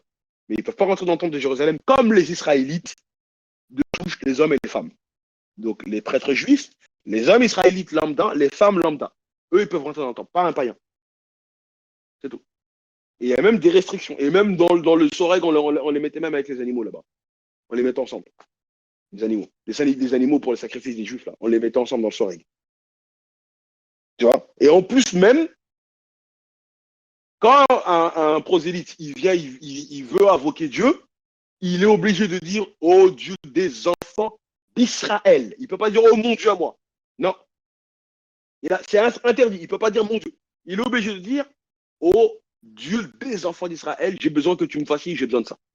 S'il dit mon Dieu, automatiquement, il y a un autre juif qui est à côté de lui, un autre prosélyte, automatiquement, il doit le lapider. Tu n'as pas le droit de dire c'est ton Dieu, c'est le Dieu des enfants d'Israël. Voilà la constitution qui a été donnée pour tous ceux qui sont non israélites pour rentrer dans le judaïsme. Vous voyez qu'avec l'islam, ça n'existe pas. Avec Mohammed, alayhi salatu salam, on est tous au même pied d'égalité. Ces lois-là n'existent pas là. Un jour, je vous ferai une assise dessus, vous allez câbler vous allez péter un câble sur le soreg. D'accord? Eh oui, d'accord? Donc, on leur a préparé quelque chose à l'intention. Tu viens à côté du nom de Jérusalem, tu veux invoquer Dieu, tu veux prier Dieu, faire les sacrifices, tu peux. Mais voilà, on te met à une distance. Et le pire, c'est qu'on nous dit que Jésus-Christ, que la paix de Dieu soit sur lui, Aïssa alayhi salatu wassalam, tous les jours, il rentrait dans le temple de Jérusalem, dans la Bible. Il prêchait. Il a vu ça. Il a vu le soreg. Mais jamais il n'a dit aux Juifs, c'est quoi ça? C'est du séparatisme, c'est du racisme. Cassez tout ça. Appelez ces païens qui ont cru en Dieu que nous puissions tous prier Dieu dans le temple. Jamais Jésus il a dit quelque chose là-dessus. Il a laissé. Avait-il tort? Non. Pourquoi? Il répond lui-même, je n'ai été envoyé qu'aux brebis perdues de la maison d'Israël. Il n'avait pas tort. Tu vois? Donc même Jésus, il a laissé son règle là, il l'a laissé. Il n'a jamais ordonné, il n'a jamais rien dit dessus. Mais avec Mohammed, ça n'existe pas. Mohammed est le seul prophète qui a eu des disciples non arabes de son vivant dans sa ceinture de sécurité pendant son vivant et pendant son ministère. D'accord? Mohammed est le seul prophète dans l'histoire de toute l'humanité derrière qui, noir, blanc, jaune, grec, romain, arabe, ce que tu veux, ont prié dans la même direction, en faisant les mêmes mouvements, en adorant le même Dieu, dans la même langue et en faisant le même mouvement. Seul Mohammed.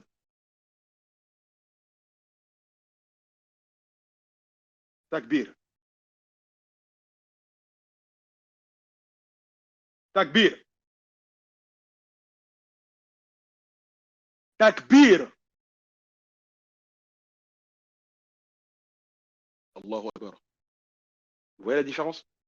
Voilà pourquoi, en réalité, on doit toujours remercier d'Allah d'être musulman. Quand on fait l'interreligieux, quand on voit la différence des législations passées avec celles de l'islam, c'est incomparable. Wallahi, c'est incomparable. Donc voilà, c'était pour répondre à la question des questions du frère Moscan. J'espère avoir répondu à la question.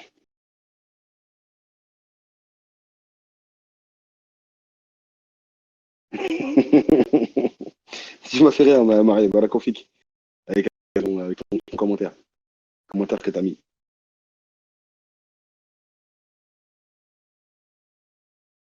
Donc, un Israélite n'est pas forcément juif, ou un juif est forcément israélite.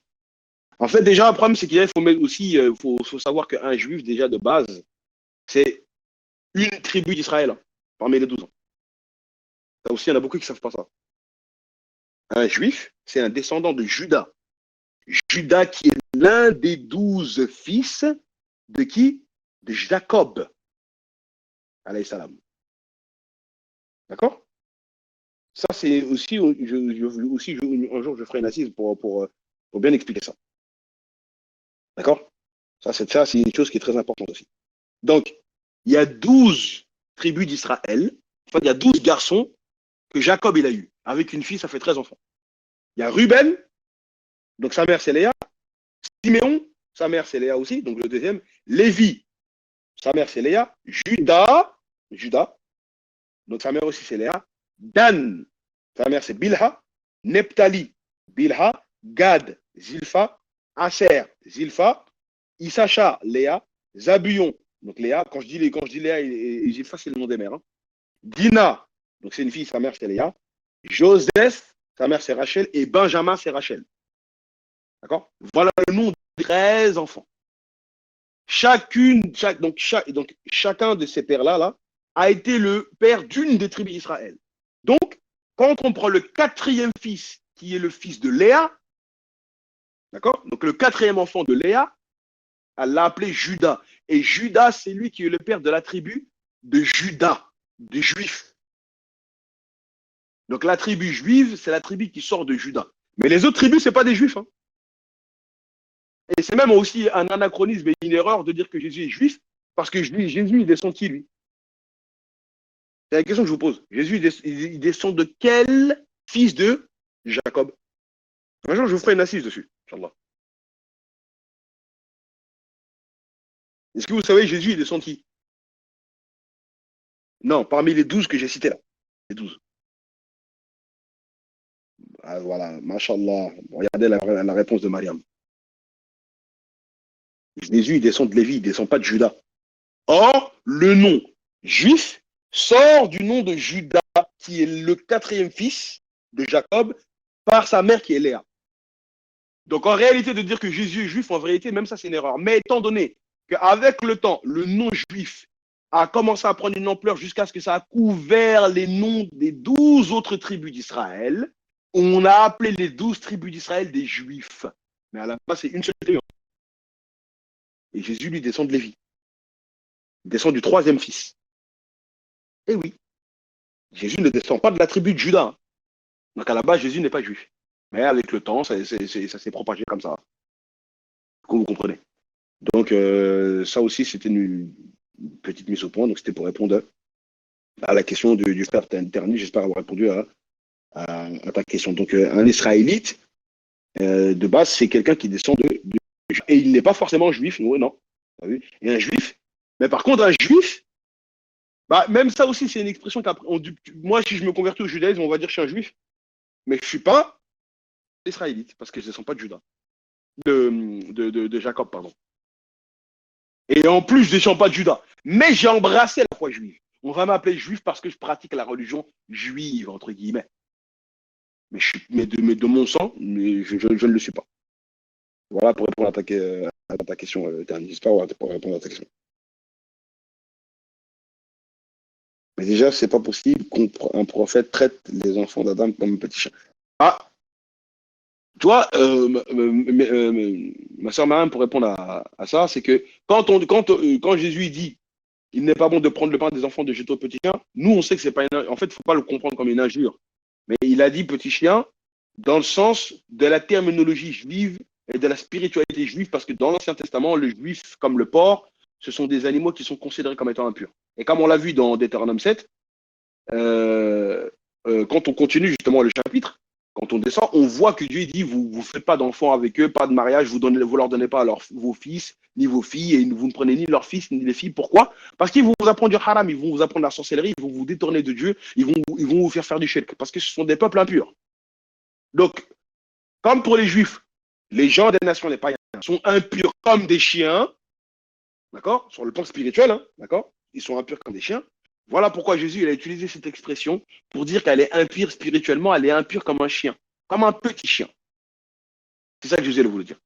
Donc c'est pas une injure. Donc, moi personnellement, bon, si on s'arrête sur le littéral, oui, c'est choquant, mais quand tu comprends la spiritualité qui est derrière, en vérité, c'est possible qu'il ait pu dire cette parole-là. Mais c'est pas. La femme, elle a compris comme une injure, elle a compris. Parce qu'elle aussi, c'est une craignante de Dieu. Tu comprends?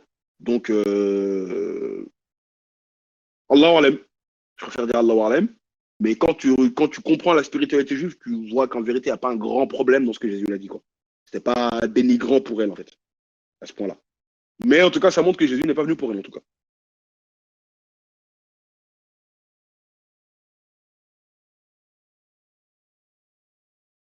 Est-ce est-ce que est-ce que qu'on est-ce que qu'on croit au lien de parenté dans la Bible, comme dans la Genèse, il me semble. J'ai pas compris ta galactique et Gizmo, j'ai pas compris ta question.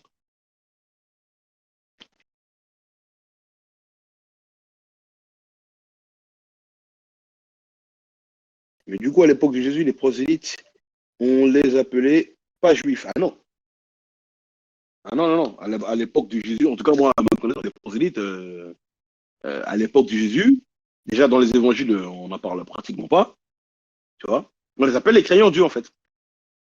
On les appelait surtout des crayants Dieu, tu vois. Euh, comme quand tu regardes Corneille, hein, quand tu prends, regarde, mais moi, le bot, Inch'Allah, acte 10, verset 1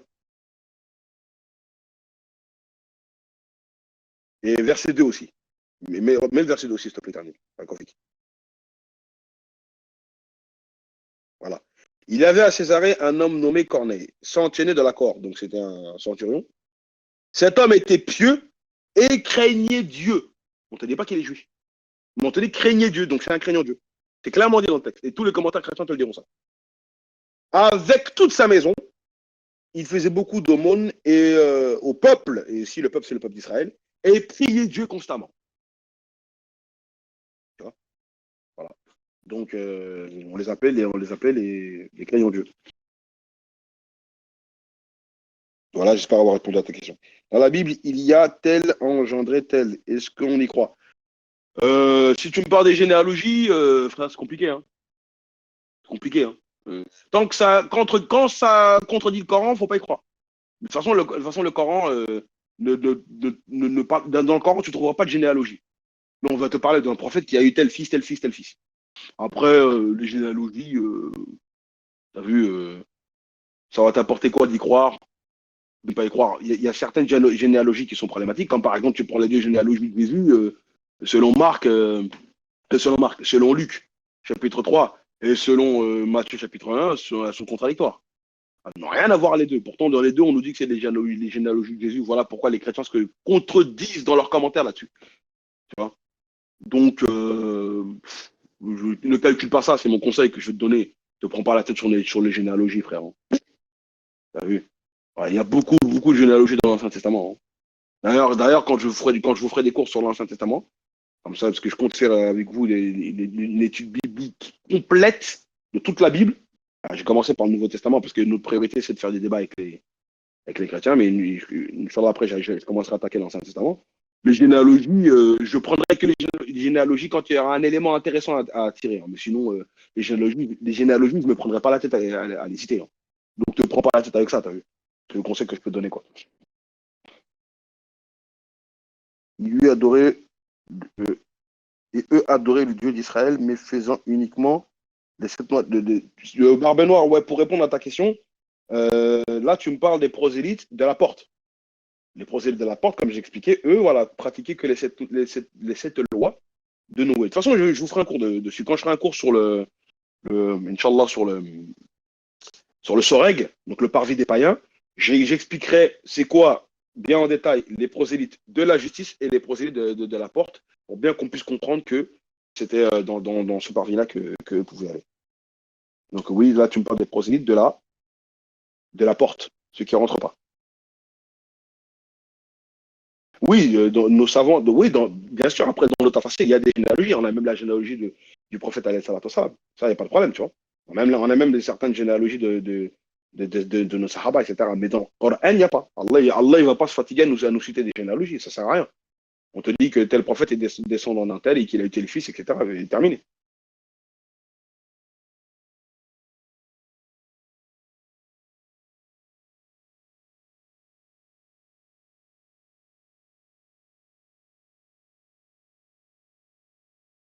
Sur tous les prophètes, tu poses une question de Galactic Gizmo, je ne sais pas. Si c'est à moi que tu poses une question ou à quelqu'un d'autre. Ouais, bah oui, des fois, il y a des sources. Il y a des Israéliettes, hein. Dans nos sources, des fois, il y a des Israéliettes. Hein. Donc, quand on n'a pas de généalogie, bah, on prend les sources des Juifs pour dire telle personne est descendant d'un tel, d'un tel, d'un tel. Quand ça paraît correct selon nos savants, bah, ils prennent. Tu vois. Mais les généalogies, la généalogie qui doit t'intéresser, c'est celle de Rasulullah, c'est tout. C'est Rasulullah le socle, la base. C'est surtout à partir du moment où on sait qu'il descend de Ismaël, et Ismaël c'est le fils d'Abraham, c'est bon, c'est réglé. Alors que Dieu, dans la Genèse, dans la Torah, il a fait une promesse par rapport à Ismaël. C'est fini.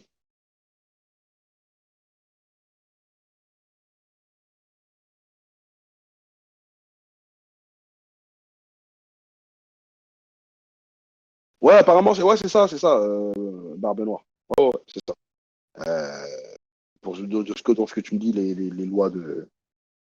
lois qui donnaient à Adam, et après, Noé, il a reçu une loi en plus. En fait, les lois, elles ont évolué petit à petit avec le temps, jusqu'à arriver aux 613 lois de la Torah. Donc, oui, par rapport à ça, pas de souci. Bien sûr, Ternil. Tu me demandes si c'est rapporté dans les hadiths, la généalogie de notre prophète, bien sûr. Bien sûr, c'est rapporté. Tu prends le Tarkacheté, l'édition la plus connue, on te met trois sources. Tu vois? Il y a des sources dans lesquelles les savants sont sûrs, il y en a sur lesquelles ils ne sont pas sûrs. Donc, ça remonte jusqu'à Ibrahim, alayhi salam. Bien sûr. Voilà, c'est ça, Barbe Noire, c'est ça, c'est des lois comme ça. Des lois basiques. C'était des lois très basiques. Tu vois? Exactement.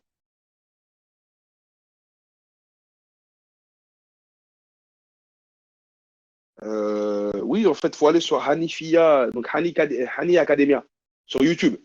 Tu mets Hani Academia et tu verras les cours de moi et de mes autres frères, qu'Allah les préserve, des frères du collectif Al-Hanifia. D'accord? Et tu verras les autres cours que j'ai faits. Hein. Apparemment, il y en a un qui n'a pas été enregistré par rapport à. Je ne sais plus c'est quel cours qui n'a pas été fait. Je crois que c'est la deuxième partie sur Mohammed alayhi salam. C'est un miséricorde. Mais en tout cas, les cours que je fais sont enregistrés là-bas, en général.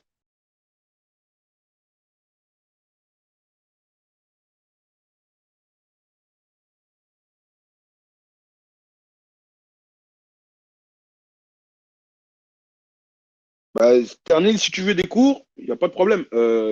Comme je l'ai toujours dit, envoie-moi un message en privé tout de suite, parce que sinon tu vas oublier. Sinon, je le dis dans mes cours.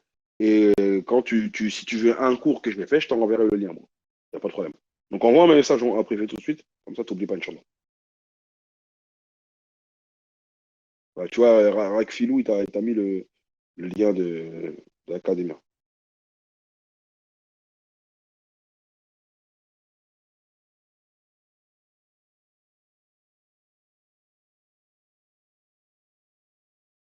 Ah, Barbe Noire, ouais, c'est pas une question. Donc, Barbe Noire, tu me dis d'ailleurs, les Juifs aujourd'hui veulent que les goïms reviennent à ces lois-là pour avoir le Olam, Mabam, paradis.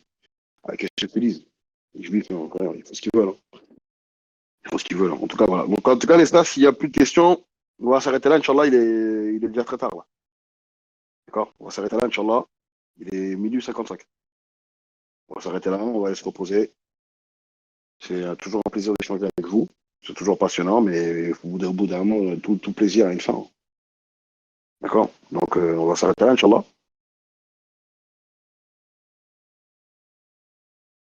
Et ok, bon, on s'arrête là, Inch'Allah. Donc, je vous remercie de m'avoir écouté, la famille. Soyez donc toujours connectés. Qu'Allah vous préserve.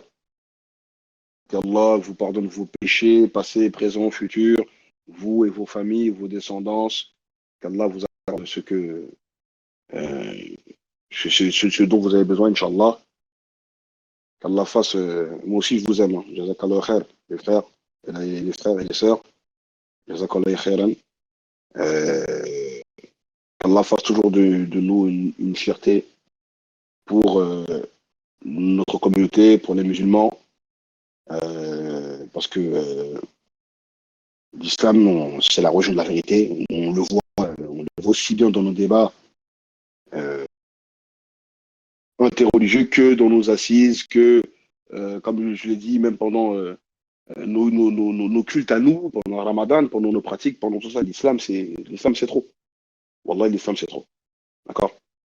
Donc, jazakallah khairan à vous tous. On s'aime en Allah et on est une communauté qui s'entraide. D'ailleurs, je profite pour vous demander de faire un effort pour aider à faire en question. Parce qu'il y a beaucoup de cagnottes hein, qui sont posées. Je sais qu'on est beaucoup sollicité. Hein. La cagnotte, je vais vous la poser, Inch'Allah. Euh, donc, voilà, je vous ai mis le lien ici pour aider cette personne en question. Sa cagnotte est arrivée à peu près à la moitié. Donc, il reste, voilà, c'est pas beaucoup, c'est 3 000 euros. D'accord? Pour, Inch'Allah, aider cette personne. D'accord? Inch'Allah, qui est en difficulté. D'accord? Et donc, je vous rappelle hein, le hadith de notre prophète, alayhi salatu wassalam, Quand le prophète il dit celui qui soulage un musulman ici-bas, eh ben, Allah le soulagera de l'autre côté. D'accord? Le hadith, je vous mets, c'est un rappel, hein, toujours. On essaie toujours de s'entraider pour les bonnes actions. Donc voilà, faites ce que vous pouvez, ça pourra rendre service et Allah vous. Voilà, vous savez très bien qu'Allah vous récompensera, hein, c'est pas, vous perdez rien en fait. D'accord? Déjà, ce hadith-là, vous le prouve, avec les explications qu'il y a, que je vous ai mis en tout. Donc, Allah lui facilite à lui et à vous aussi. Donc, si vous voulez continuer à discuter, bah, je vous laisse, hein, mais en tout cas, Inch'Allah, partagez le lien. Vous aidez-le comme vous pouvez, Inch'Allah, et partagez le lien à vos contacts privés, etc. Inch'Allah, pour pouvoir l'aider. Barakallahu fikoum, la famille. Donc, je vous laisse et donc, je vous donne rendez-vous pour jeudi prochain pour de nouvelles aventures, hein. Mais respect à vous, chapeau bas, hein, comme je suis habitué à vous dire. Je vous remercie de m'avoir écouté. سبحانك اللهم وبحمدك أشهد أن لا إله إلا أنت أستغفرك وأتوب إليك والعصر إن الإنسان لفي خسر إلا الذين آمنوا وعملوا الصالحات وتوصوا بالحق وتوصوا بالصبر السلام عليكم ورحمة الله وبركاته